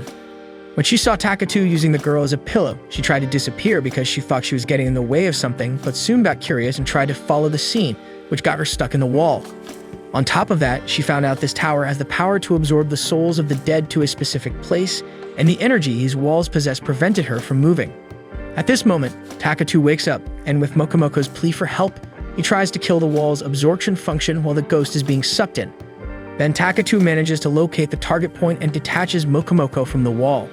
The ghost cries in despair for almost having died, but Danora reminds him that he died a long time ago. With that done, Takatu believes that this tower has the power to absorb souls for some reason far beyond a mere test. Therefore, he instructs his partner to prepare for the rest of the mission and warns that he will destroy any enemy that appears in their path, no discussion. With this, Danora says that she has known the way the boy uses his power from the beginning, and although he is not always reasonable in choosing to use it, she recommends that he be as cautious as possible, besides saying that the way he solves problems would be exactly the same as she would if she had that ability. This realization embarrasses Takatu, so he turns around and says he's hungry to avoid the subject.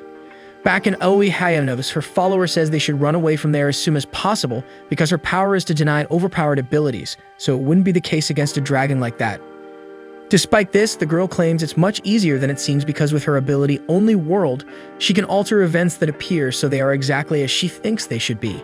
In the case of the dragon, she thinks a creature of that size can't fly, and as she concludes that the creature falls.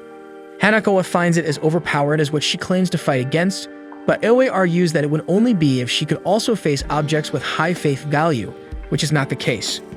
However, the dragon returns and eats the healer's arm, who heals himself and asks if the girl just took away his flying ability. Aoi replies yes, so a fair fight is on from now on. Then she cuts off the head of the winged monster, revealing inside it an aggressor named Hedgehog, who flees through the skies at the same moment after absorbing all the information he needed. During the escape, Aoi notices a tower in the path where the aggressor was fleeing, so she carries the healer with her to there, who absolutely does not want to meet Takatu again, because he knows the boy will end him as soon as he can. Speaking of him, the protagonist is eliminating all the traps along the way to advance in the challenge until a wizard appears before him complaining that the guy is relying too much on cheating to pass the test. When Danura asks who he is, he reveals that he built this tower and can appear anywhere in it whenever he wants, and then Danura responds that it seems as overpowered as what the two of them are doing. Ignoring her, the mysterious guy complains that he racked his brain to set up all these traps, and someone is passing by destroying everything as if it were nothing. Takatu says they are just trying to get out of that place, but the man replies that it's not possible because that tower was built to keep the dark gods sealed. In turn, the protagonist says he won't do anything to that place if he can leave, but the tower's builder considers the possibility that those two are some trick of the dark god. So he introduces himself as Iglesia, known as the High Sorcerer, but before he could finish his speech, Takatu knocks him out. Danura goes crazy because this guy seemed important to die so quickly, but her friend says the guy would probably try to kill him. Meanwhile, the Sword Master's assistant announces one problem after another, and he gets more and more annoyed. The woman announces another 100 points for Rick, fighter number 97. Next, the warrior meets Frederica, who is helping her friend Lionel accumulate some points since poor guy hasn't won anything so far. Eric praises the progress of his colleague, who thanks God he got a great equipment in the last gacha he did.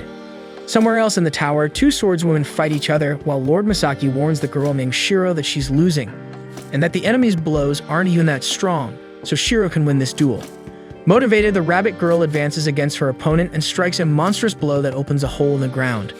Thus, Mokomoko comments that these two duelists seem very strong and therefore wants to know what Takatu is going to do about it. In turn, the protagonist has nothing to do with that brawl and just wanted to cross the arena without trouble. Looking around, Danura sees that the only way out is behind that guy sitting on the throne who keeps insisting for Shiro's rival to reveal her disguise once and for all. As it had already been discovered, the woman decides to show who she really is, a half-demon named Theodisia. She intends to end this fight before the Sword Master finds out her real identity, so she casts a spell on Shiro, who manages to dodge by dropping her sword, as she is much faster without a weapon and responds with several punches in succession. Seeing that it will take a while, Takatu asks if the guy on the throne wouldn't let them pass there smoothly, while Danura tells the boy to look around and realize that two people are fighting to the death there. With that, Misaki replies that he won't let the two pass as some of his disciples don't have enough points, but Takatu argues that he and Danura have only 6 accumulated points, so they are small fish. Furious, the Lord of the Arena affirms that's why they need to fight more because he values this exam as a game and doesn't respect that they don't see this situation the same way. The half-demon Theodisia tells the protagonist that she's out of it because she has enough points. Therefore, Misaki announces a 3-on-3 fight where Takatu, Danura, and Theodisia must face the rabbit girl Shiro as well as the big girl Geralda and the short one Ima. Theodisia says she doesn't see any chance of winning if the other two opponents are as strong as Shiro, and the Lord of the Arena makes a point of commenting that the rabbit girl is the weakest of the three, while Ima is a swordswoman and Geralda is a magic specialist. By the way, the Lord intends to take the half-demon and Danura for himself, so they must be left alive. Danura asks if Takatu should only kill Misaki in this situation, but instead he kills the 3 rivals. Thus, he proceeds his way to the exit, and when the Lord tries to stop him because of his hatred, he is eliminated in the same way. Staying Takatu's power, Theodisia asks for the boy's help. She wishes that both of them help her find her missing sister because she heard that her people were trapped in this place. However, helping Theodisia might seem bad in the eyes of the Sword Master, as it may violate the exam rules. Still, Takatu is already in deep trouble, so he doesn't mind getting a bit dirtier. Thus, the swordswoman explains that her companions are probably underground and somehow she can sense their presence. At this moment, the rest of the group comes across Takatu and Danura. Moments later, the group reaches the hall from where they came. The Sword Master observes that 17 competitors have made it to the end and declares them all Knights of the Divine King. But at this moment, his assistant alerts Uraev that the tower has fallen silent, making it difficult to maintain the first barrier, and the second one is unstable. In other words, the god could break the protection at any moment. And as soon as the girl finishes saying that, the first barrier is destroyed, while the second one proves to be quite vulnerable. At this moment, a winged being descends from the heavens, thinking that destroying the tower would make the barrier disappear. Uraib thought all of this would happen in 3 days, but duty calls now. Therefore, he summons the Knights of the Divine King for their first mission. They must defeat the winged creature or humanity will be lost. In the confusion, Takatu takes the opportunity to search the underground, but Danura is upset because the boy simply doesn't want to do anything against that. The young man explains that dealing with that flying monster will attract too much attention from the Sword Master, so it's better to leave it to others and remain discreet. Meanwhile, Lionel, Rick, and Frederica stand firm in their duty, and the enemy asks how he can break the barrier. If Uraib gives the answer, he will be spared. On the other hand, the Sword Master mocks the fact that the monster is asking this after destroying the entire tower. Thus, the winged man eliminates a knight with just a hand gesture and claims he will do the same with each one until he gets what he wants.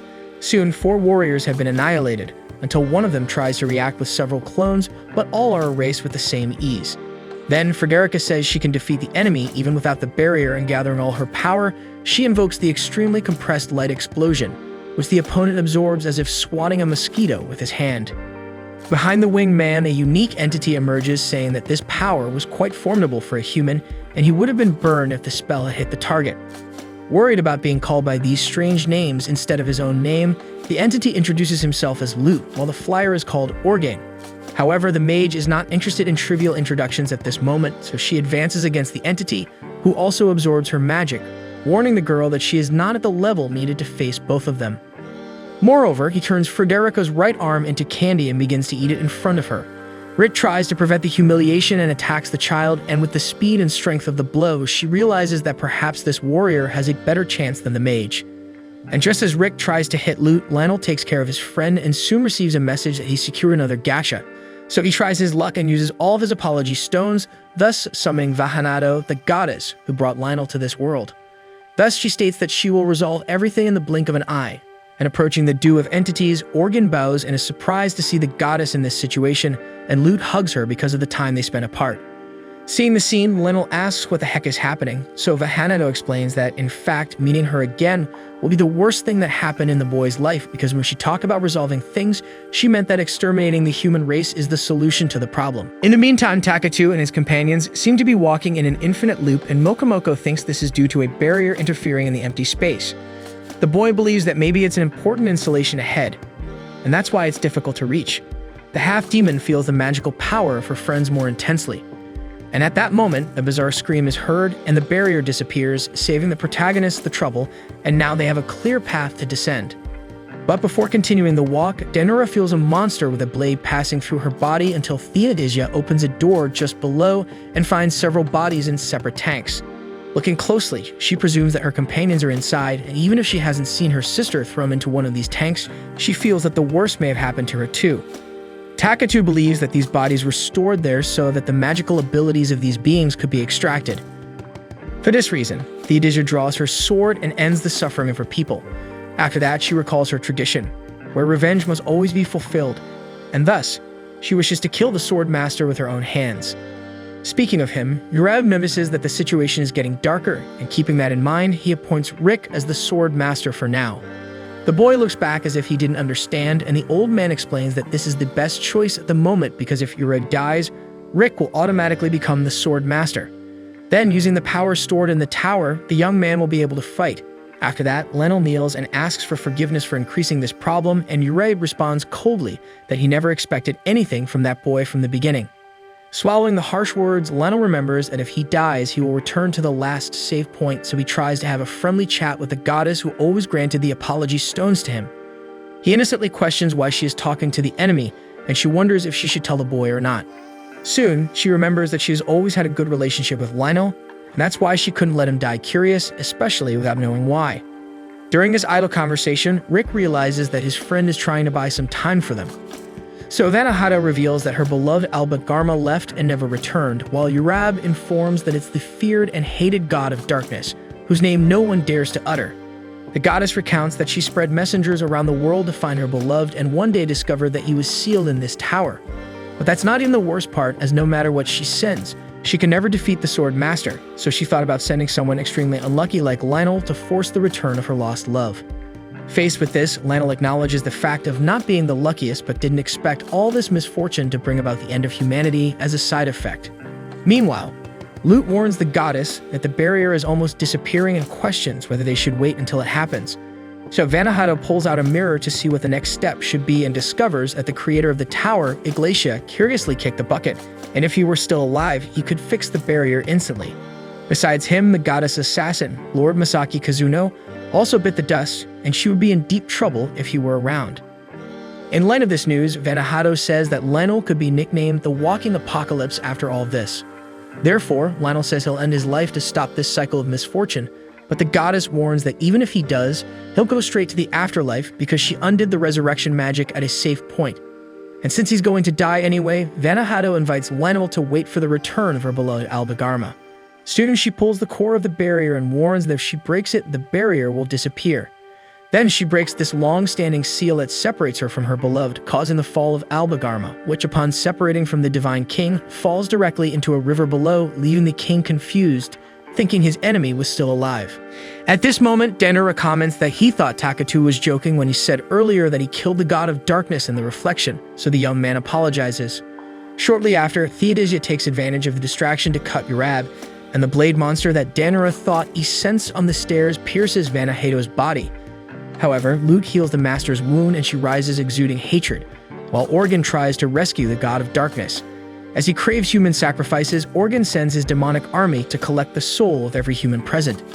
Faced with the attack, the Divine King protects the group near her with a magical barrier, and Takatu asks the two companions to come closer to him and eliminates Organ along with all the demons.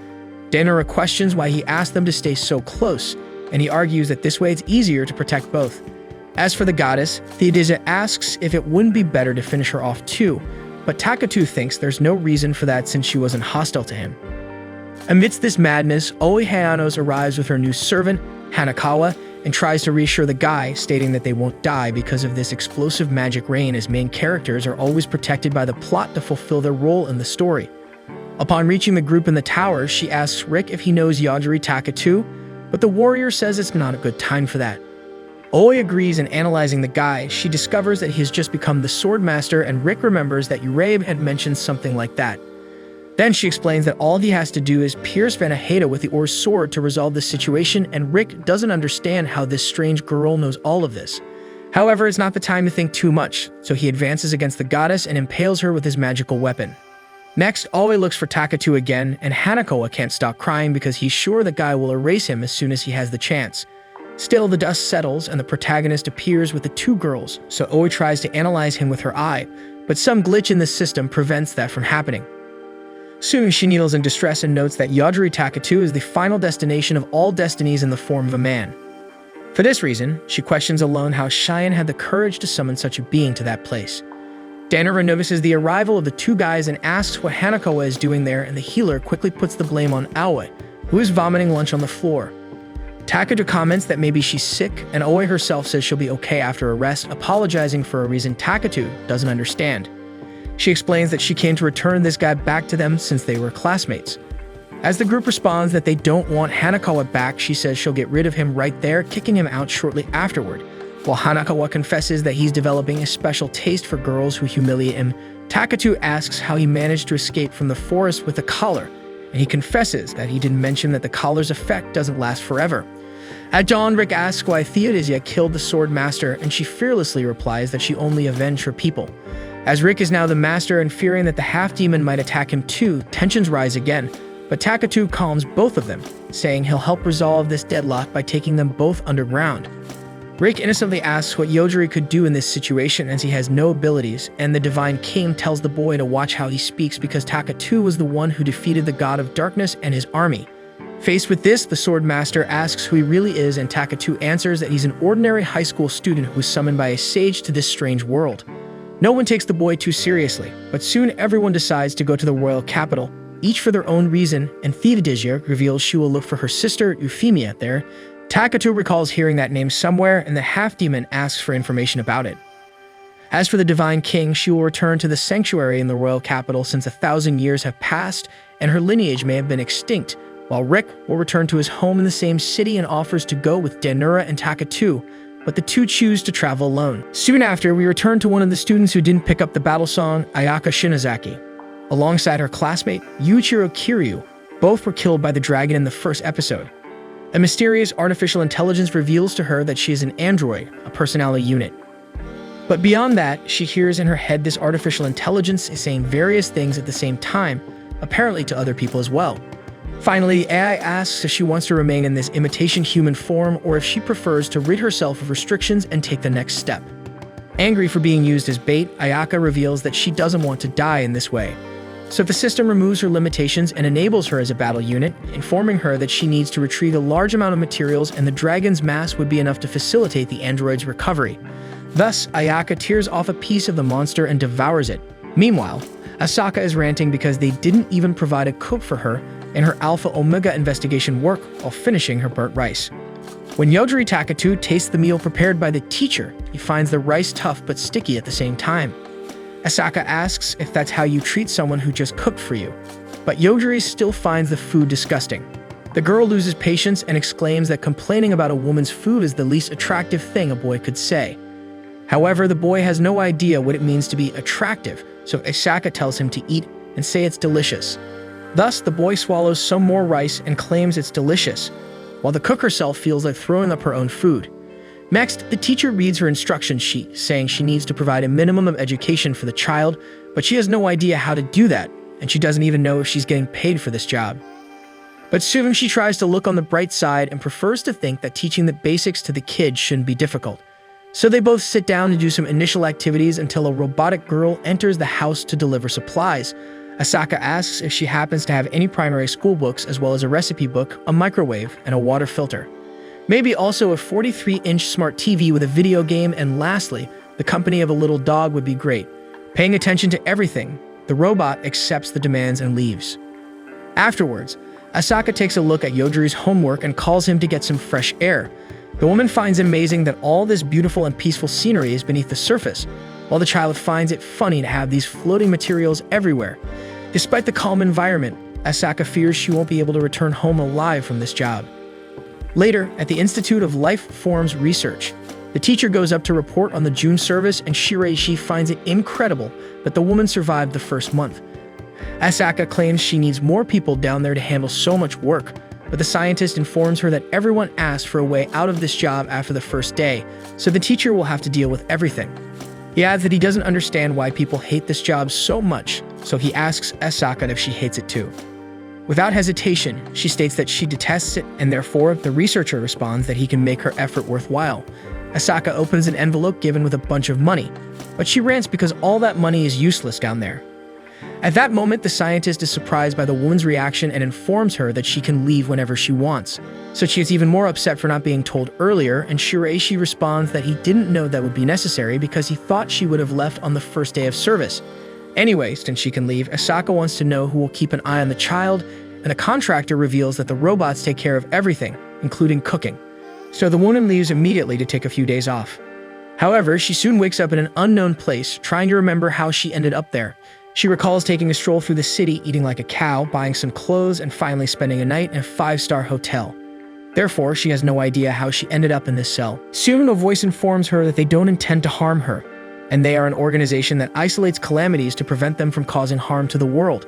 They wish to exchange a few words with Asaka. Meanwhile, Takatu discovers that Asaka took a vacation and becomes visibly sad, wondering if she will ever come back. Nikori tries to console the boy, but even the dog is feeling lonely in the absence of the teacher, so young Yojiri decides to look for Asaka. That said, he asks the robot where the woman would be, and as she replied that only the researchers would know that, Yojiri asks her to take him there. The robotic girl brings the boy to an invisible door that would lead outside, but it can't be opened from the inside as it is managed by the control room. Therefore, Takatu asks the authorities to open the door because he wants to get out. And this action was enough for all the employees to panic. When Shiraishi arrives to see what's going on, most have been eliminated while Alpha Omega crosses the corridors of the Institute. A last employee was following the orders of the paranormal, fearing for her life, so the research chief asks the security officer to shoot the woman, but Takatu knocks out the armed man. Immediately after, the child stands in front of Shiraishi asking where Asaka went, and the scientist informs that Asaka was taken away by the agency, a globally reaching organization, and therefore no one can do anything to stop it. However, Takatu says he will find a way to fix this as long as no one tells Asaka what he did inside the institute. Determined, he sets out to find his new friend, destroying everything in his path, and inside the agency, Adu seems to think that the ability of that child to kill anything he wants is nothing special. So they go on the hunt with a soldier who thought he had found a way to ambush the paranormal. Nevertheless, the three are also eliminated without ceremony while Asaka is languishing in her cell and wondering why she didn't get a normal job like everyone else. Still, she worries about Yogiri and wonders how he is at that moment as a loud noise outside catches the teacher's attention. At this moment, the door swings open and a woman takes Asaka hostage as Takatu arrives to rescue his friend. The armed woman orders the boy not to move a muscle, threatening to blow Asaka's brains out, but the paranormal takes the aggressor's life before anything else happens. Afterward, he embraces Asaka and beckons her to leave with him. She witnesses the entire horror scene from the exterior of her cell, and the boy thinks it might change her mind about leaving with him, but Asaka squeezes Takatu's hand tightly and smiles at him. Upon arriving at the Alpha Omega shelter, Asaka is greeted joyfully by Mikori, who then asks Yogiri to play with the dog while she talks to Shiraishi. She wants to know what they will do from now on, but the researcher responds that it's out of their hands as no one there could stop Alpha Omega's wrath. So Asaka inquires about her own future, and the scientist says he can't let her leave just yet, but he'll arrange some security for her to continue her work. Despite this, Asaka herself recognizes that leaving Yogiri as he is could lead to something very serious at any moment, so she decides to continue her lessons with him in an attempt to help the boy learn to live in society. At that moment, the child calls the teacher to play something, but when she approaches, she remembers she forgot her backpack with all her money at the agency. After this story, we return to the present time, where Danora is watching the protagonist sleep, and Mokomoko comments that the girl could spend the rest of her life looking at this boy. Danora asks if the ghost can read others' minds or something similar, but she replies that Tamachika is not a difficult girl to interpret. Furthermore, Mokomoko asserts that Takatu is indeed a handsome young man, and it would be interesting to have some of that DNA in the Danora bloodline. With that, Tamachika thinks the ancestor has gone too far, but ultimately responds that this is a decision that also depends on Yogiri.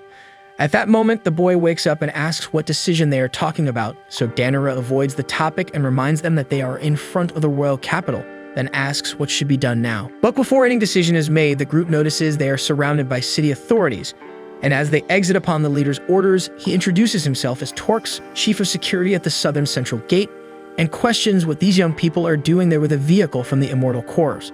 For this reason, Takatu explains that the mayor of Hanabusa Ryuta granted them this car, and they are candidates for Cheyenne Sage, needing to be in the capital for the selection process.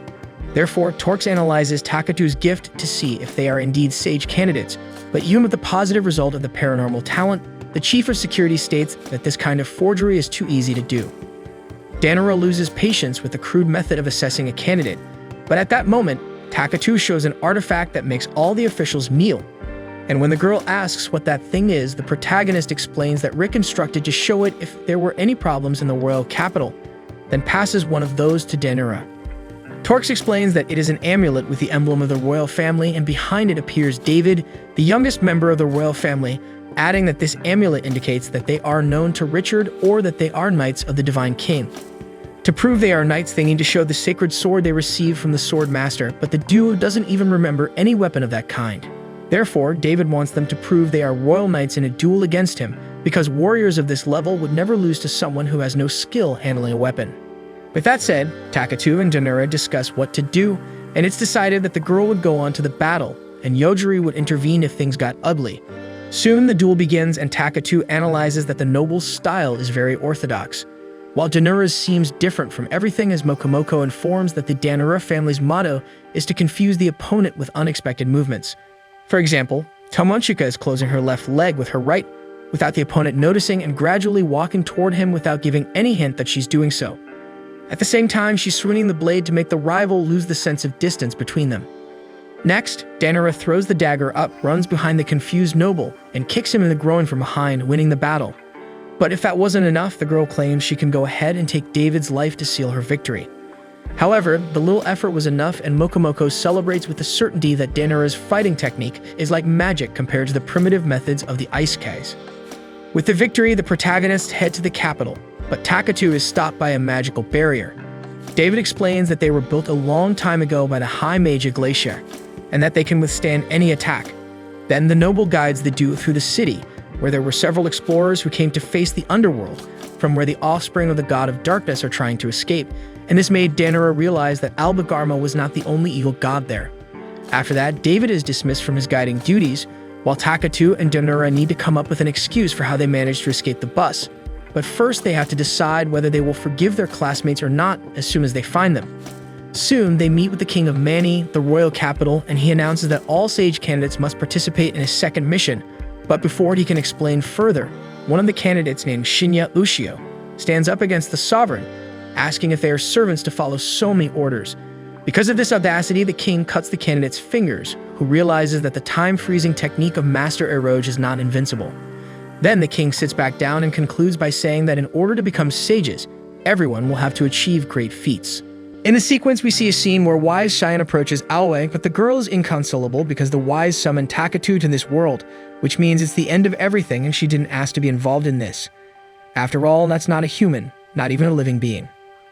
So Aoi's sword informs Cheyenne that her user has been like this for a long time, and information obtained through candidate Hanakawa indicates that this Takatu guy can eliminate his targets just by thinking about doing so.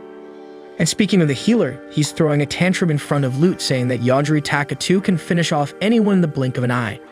Because of this, Lute prefers to prioritize ending Takatu, and to ensure that it works out, he plans to ask for help from someone stronger than his master, and through the seal key, he can summon the sister of the dark god. Her behavior was so chaotic that Albagarma himself decided to seal her. With Lute having a creature of this level by his side, Hanakawa assumes that he won't be useful in this battle, so he tries to take his team off the field. But the descendant of the dark god reminds him that he doesn't know this enemy well, and the healer would be useful for that reason. Returning to the candidate's trial, the king of Mani informs that crossing the underworld and defeating the dark god will be an invaluable feat in the eyes of the sages, and reveals to Ushio that the royal family has the power to weaken the gift, and that the boy's fingers must reconnect when he distances himself from the king. After that, Takatu asks what should be done now, and Danura draws the attention of the whole group, who are impressed by the return of the two classmates. In the meantime, the Divine King returns to the royal capital and comments on how this city has never been as big as it is now. Once there, Archbishop Hullers receives the king as his highness, leader of the Axis Church, then takes his leader to his quarters and learns that the dark god of the canyon has been defeated. Soon he asks about the seal key, and as soon as the Divine King responds that he doesn't know what it is, the Archbishop uses the key to control him. Returning to the protagonists, they finally reunite with Suburi Yazaki, who says he doesn't regret leaving them behind as it was the right decision to make. Takatu replies that he really doesn't care, while Danura makes it clear that she was annoyed, but complaining won't change anything. Still, she asks the student leader if it would have been better for them not to have returned, and when Yazaki starts to stutter, a girl from the idol class named Sora Akino joins the conversation and says that it's important to have good allies in these difficult times. Yazaki disagrees because he doesn't know if he can trust the duo, and Akino agrees from his perspective, because if he were abandoned, he would surely seek revenge. Faced with the morality of that girl with Yazaki, Takatu and Danura notice that she's the one who truly holds sway there. Shortly after, Takatu is introduced to two more classmates, one of whom is Yugo Azumida, a blue-haired boy from the cook class, capable of preparing delicious recipes. The other is Yukamasa Aihara from the reader class, who can read any language. They both introduced themselves as the classic failures of the class and thought Takatu was 1-2 because his class is Insect Hunter, which causes instant death to all insects. Then Seiichi Fukai from the Death God class, who can instantly eliminate any target, appears in the room and asks to speak with Takatu. Meanwhile, Danura is getting to know Shinya Ushio's class, the candidate who lost his fingers to the king, who was a master of eroges just like Keiichi Munakata. Mitsuo Yatate is from the Eroge Maniac class. The three together are known as the Three Eroge Nobles, and their abilities reflect their personalities. Ushio can stop time, while Munakata has X-ray vision and Yatate has tentacles. At this point, Ryuko Minomiya tells Danura that she needs to talk about Takatu, who Fukai was calling Lord Okakushi. Since Fukai is a death god, he doesn't need to leave everything in Takatu's hands again, a soul taker. He was instructed to observe Takatu, but never allowed to look directly into his eyes, so he hears out one of his eyes responsible for detecting the supernatural. However, Fukai lost this power as soon as he arrived there and believes that Takatu hasn't unleashed all this power since he arrived in this world. After that, he leaves and the other boys comment on how strange that kid is. Soon after, the samurai Ninomiya manages to reunite with Takatu and apologizes to him, while she orders Carol, the American ninja, to do the same, since the first gate was opened, and that means no matter where they are, he can end both of them instantly. Takatu says he wouldn't do that, but the way the girl expressed it was a bit annoying. Then he asks why everyone there seems to know him, and Carol replies that she's part of the agency, while Ryuko is from the Institute and Fukai belongs to the cult, and the three were sent to keep an eye on Takatu. Thus, he understands why he always felt watched and asks for explanations for what's happening there.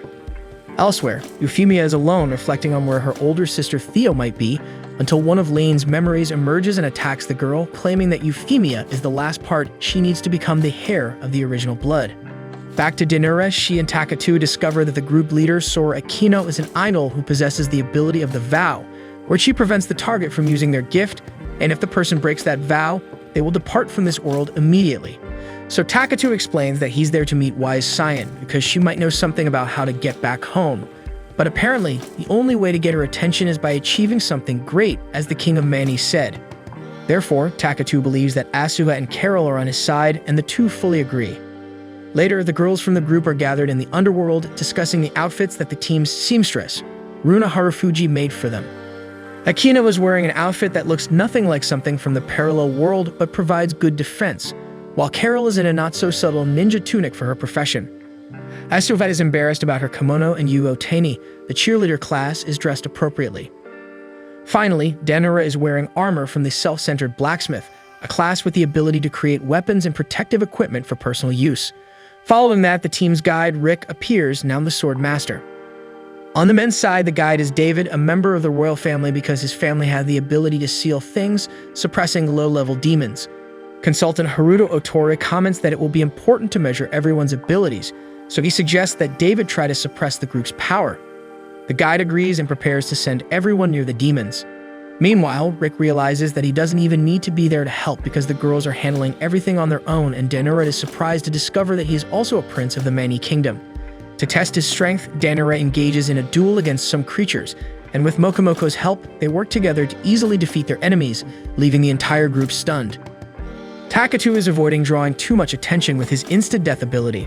As he has a barrier that eliminates any target that tries to kill him, he points his sword at the gorilla and waits for it to impale itself on the blade because it will be dead upon crossing the barrier.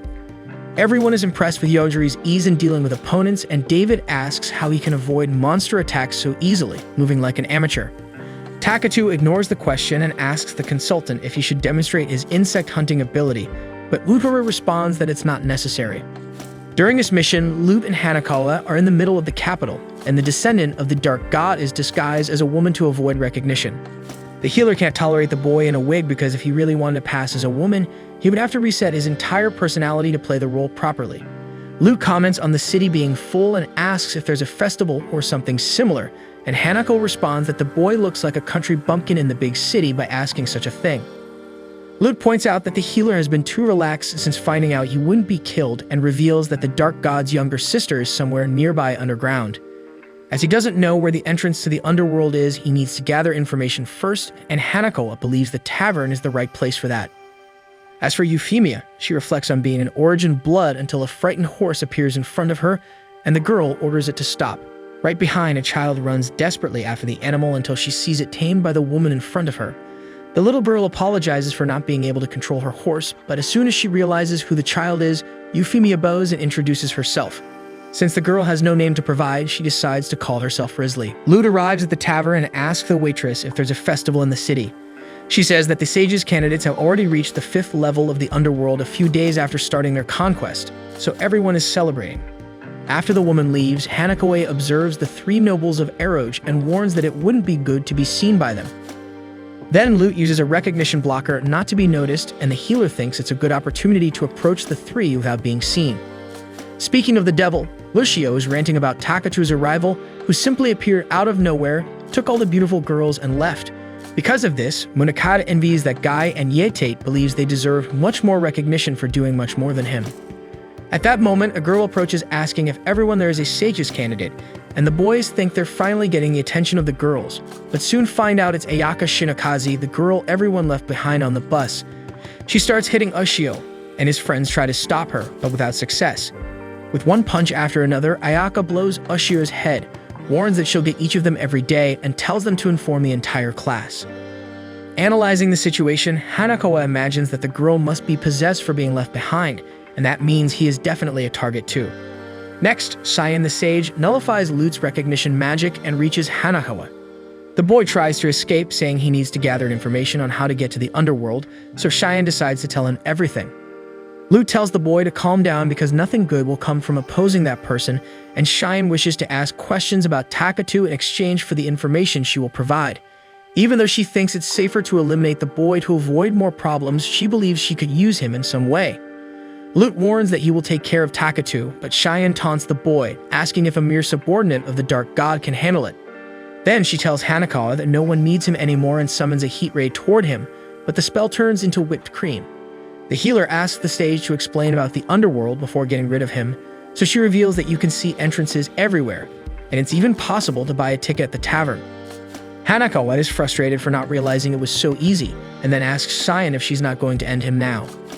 In turn, she believes she doesn't need to do that since his goal is to enter the underworld. In the meantime, Danura informs Takatu that they reached the edge of the 5th level of the underworld, so they should start the 6th tomorrow.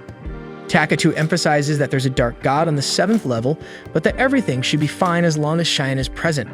Regarding the death of those guys from Eroge, he learns that Shinozaki finished off Ushio and will take care of the rest of the group, surprising Takatu and Danura since they saw that girl dead in front of them.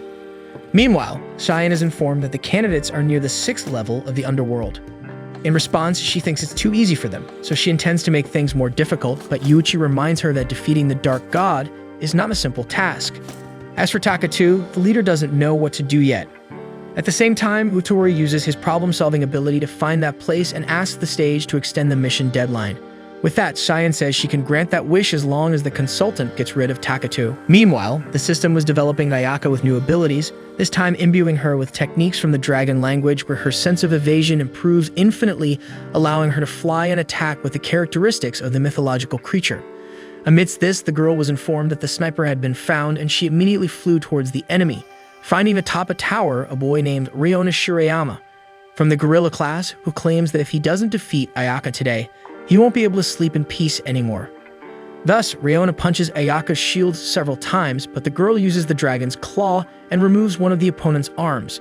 Because of this, Ryona laments that his real power is sealed, and when Ayaka wonders what he's talking about, the system informs that the royal family of that area is capable of weakening the gift, and Ayaka decides to duel with the boy again when he recovers his sealed powers.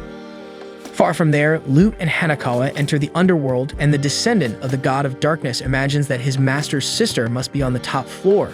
Panicked, the healer asks if Lute plans to go up floor by floor with his chest exposed, and he responds that he can leave Hanakawa behind if he prefers. Suddenly, Lady Mana, sister of the god of darkness, appears near them, having sensed her brother's scent, so she follows the aroma in hopes of finding him.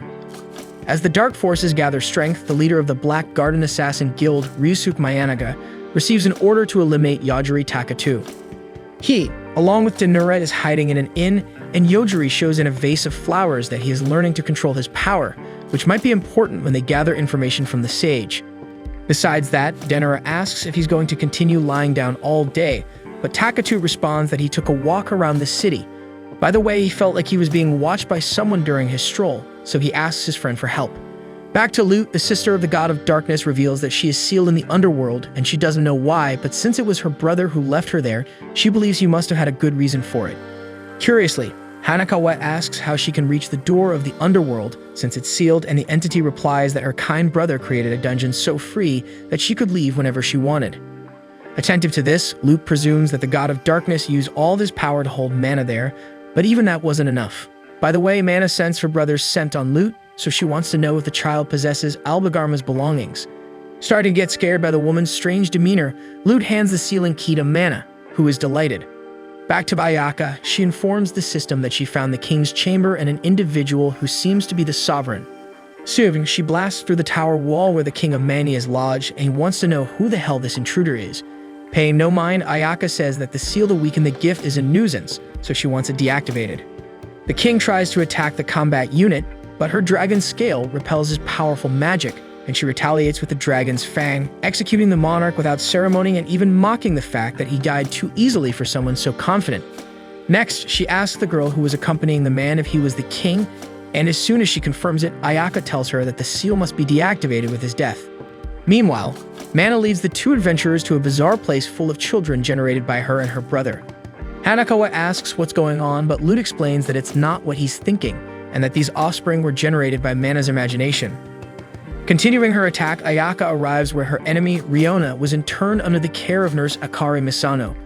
Seeing that the boy's arm has been restored, she wishes to return to the fight with him, provided that the seal has been removed. Without hesitation, Riona rushes at her rival, and his overwhelming strength subdues the combat unit with fast and powerful blows. However, once again she uses the dragon's fang, which removes the opponent's arm again. Riona tries to stay in the fight, but Ayaka traps him with her dragon tail and squeezes until the boy explodes.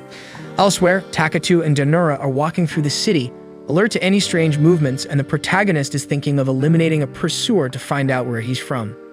Danura asks if Takatu could buy her some food, and thus the two discuss where they could eat, while the sniper is being tortured by a girl using a device that generates pain to the shooter, forcing him to finish the target if he wants to get rid of this suffering. However, as he clearly intended to hit Takatu, the sniper is taken out instantly, so the girl has the idea of trying to aim at Danura next time, and the guild leader, Ryusuke, agrees with the idea while monitoring the process. Next, Danura arrives in front of the restaurant where she wanted to eat, but Ayaka had devastated the place completely, which leaves Tomochika outraged. At that moment, Takatu hugs the girl and sees a man taking a shot right next to them. Ryusuke assumes that this is the strategy that might work until Takatu looks directly at him through the camera and tells him to wait where he is because he'll arrive soon.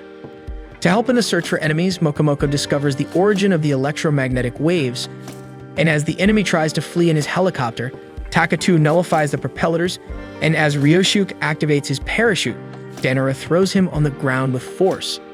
As he gets up, Takatu warns that he will take his life if he tries to run. As he didn't flee, Alpha Omega presumes that the individual knows what power he has, but he seems to have no idea.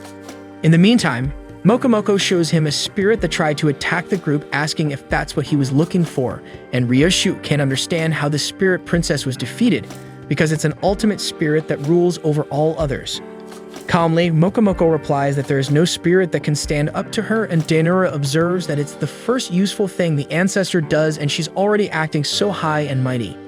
Anyway, if the spirit of the right hand is the princess, surely the one of the left hand is the king, so Mokomoko crushes both against each other, causing the enemy's reaction, who attacks with a Fenrir. As Takatu eliminates the wolf effortlessly, the queen of the dead world, Yama, steps forward to seal the deal between her and her conjurer, even though Ryoshu has not yet given up the battle. Unconcerned, the queen continues her ritual to finalize her summoning, but Takatu finishes her off before that. Coming as a surprise, the guild member throws a knife at Takatu, and Danura grabs the dagger before it hits him. Yogiri doesn't seem to care about this, and soon reaches the aggressive girl and deactivates Enju with a voice command. Danura wants to know how he did it, but he decides to explain later and orders the enemy to reveal all he knows. However, it's not just that individual who's hunting Yogiri, but also the candidate from the consultant class, Utori, who's studying his target and realizing that he's practically invincible, besides appearing indifferent to everything happening around him. Back to Lute, he apologizes to Hanakawa for driving him into this strange world, and although the healer doesn't believe the entity is serious, Lute proves his good faith by giving his companion an artifact indicating that Hanakawa is a representative of the Dark God, ensuring that Mana doesn't end his life whenever she pleases. It's not like Hanakawa wants to die, but he questions why Lute didn't keep this artifact himself since it's so important, and Lute explains that he's going to die anyway because he let his master be destroyed too easily, meaning Mana will finish him off. Hanakawa laments this, but Lute seems to accept his fate, confessing that traveling with his companion was better than he thought. Meanwhile, Takatu decides to eliminate the enemy, even though he's told everything he knows, since he has the power to create any object from this world, which means he can produce as many Enju clones as he wants. Ryoshu panics and argues that there are many people who can do that in this world, but as the guild leader's terror irritates Takatu, he prefers to erase the enemy at once. Thus, Lute and Hanakawa accompany the Dark God's sister to another seal that was created to protect the woman.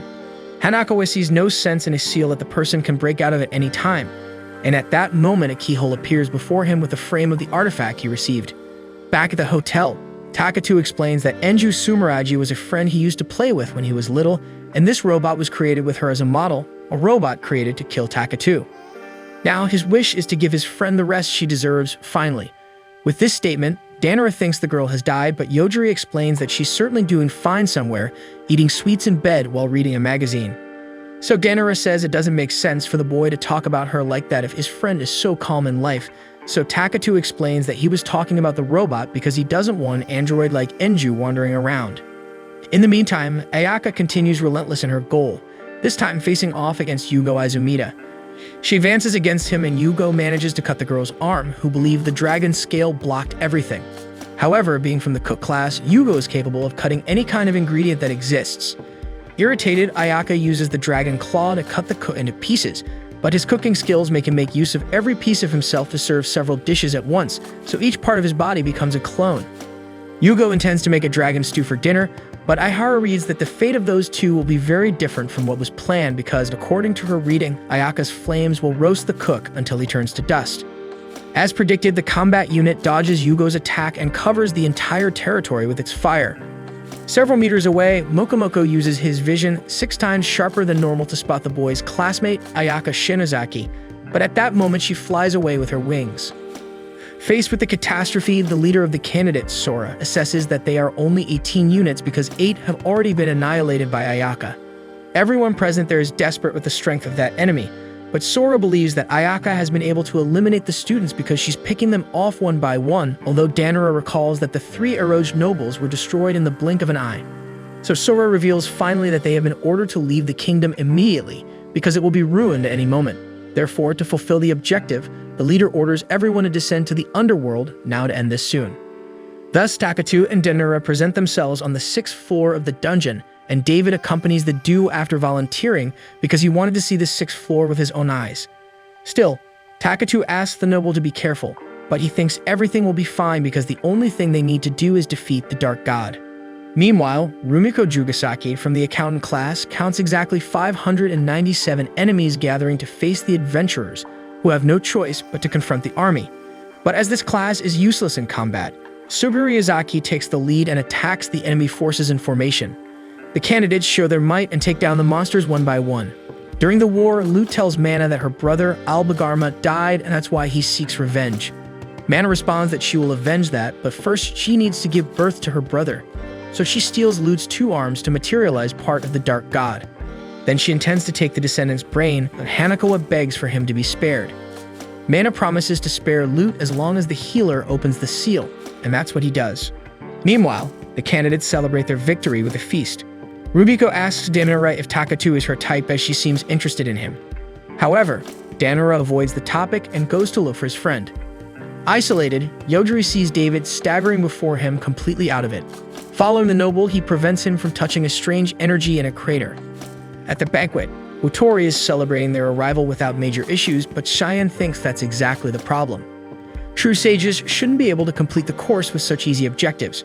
Thus, she announces the beginning of the Awakening event, where everyone will compete until only one candidate is left standing. Additionally, Ryuko receives an alert that the second door has been opened. At that moment, Danara is searching for Takatu, who fell at the beginning along with David. On the other side in the New World, Theodisia ambushes a caravan and attacks its defenders. She takes down the first 2 with the element of surprise, but the other 3, who were alerted, manage to fend off her next attack.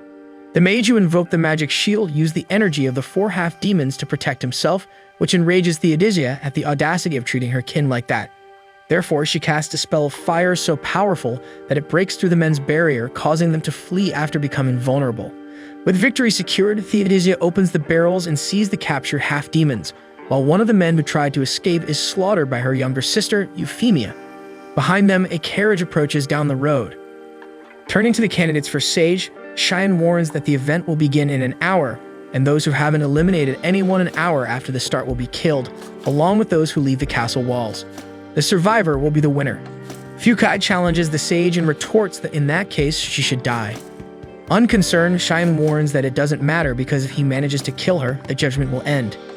Due to her indifference, Fukai questions if their gift doesn't work on the girl, and she explains that it's not quite like that, but he has a much better chance of surviving by participating normally in the proposed event instead of trying to cause trouble for her.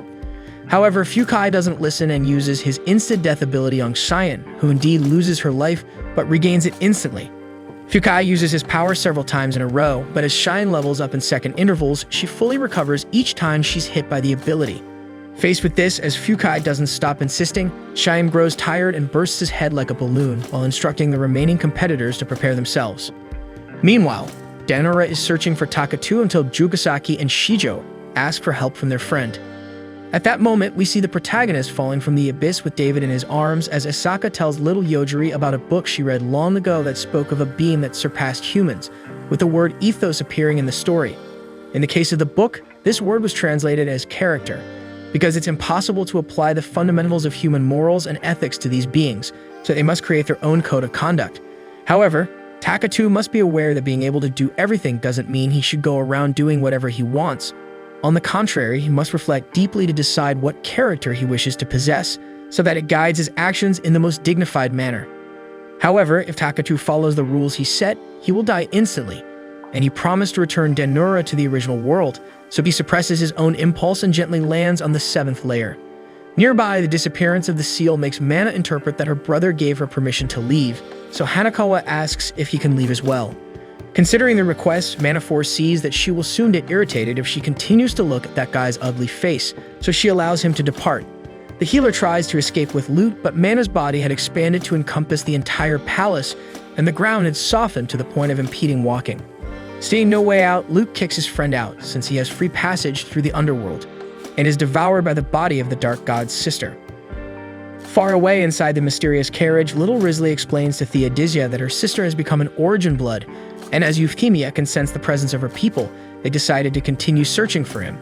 So Theodisia joins the search, and the three decide to go to the royal capital to look for Takatu. Speaking of Alpha Omega, he asks Mokomoko to notify him when things start to get ugly in the judgment imposed by Cheyenne, and soon sees Hanakawa being attacked by a grotesque giant jelly.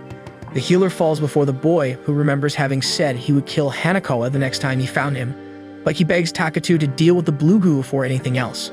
Then Takatu eliminates the sticky substance and asks the runaway if he knows a way to the 6th layer, since he fell flying here and can't return the same way. Hanakawa complains that this guy really is capable of doing anything he wants in life, and then explains that he will need a shortcut, and as there are a bunch of those walking jellies around there, Takatu offers Hanakawa protection in exchange for the guide's work, as long as he carries David on his back. Amidst this confusion, the judgment begins, and Danora observes Takakura the gunslinger receiving the information that Akino's vote ability was deactivated. As soon as she enters one of the castle's rooms, Ahara predicts through his script that he's going to get shot, so he changes the course of the story to throw Ayaka Shinozaki into the same room as the gunslinger. Back to Danora, Mokomoko notifies that Takatu fell on the 7th floor and doesn't know how to return, but she informed his location.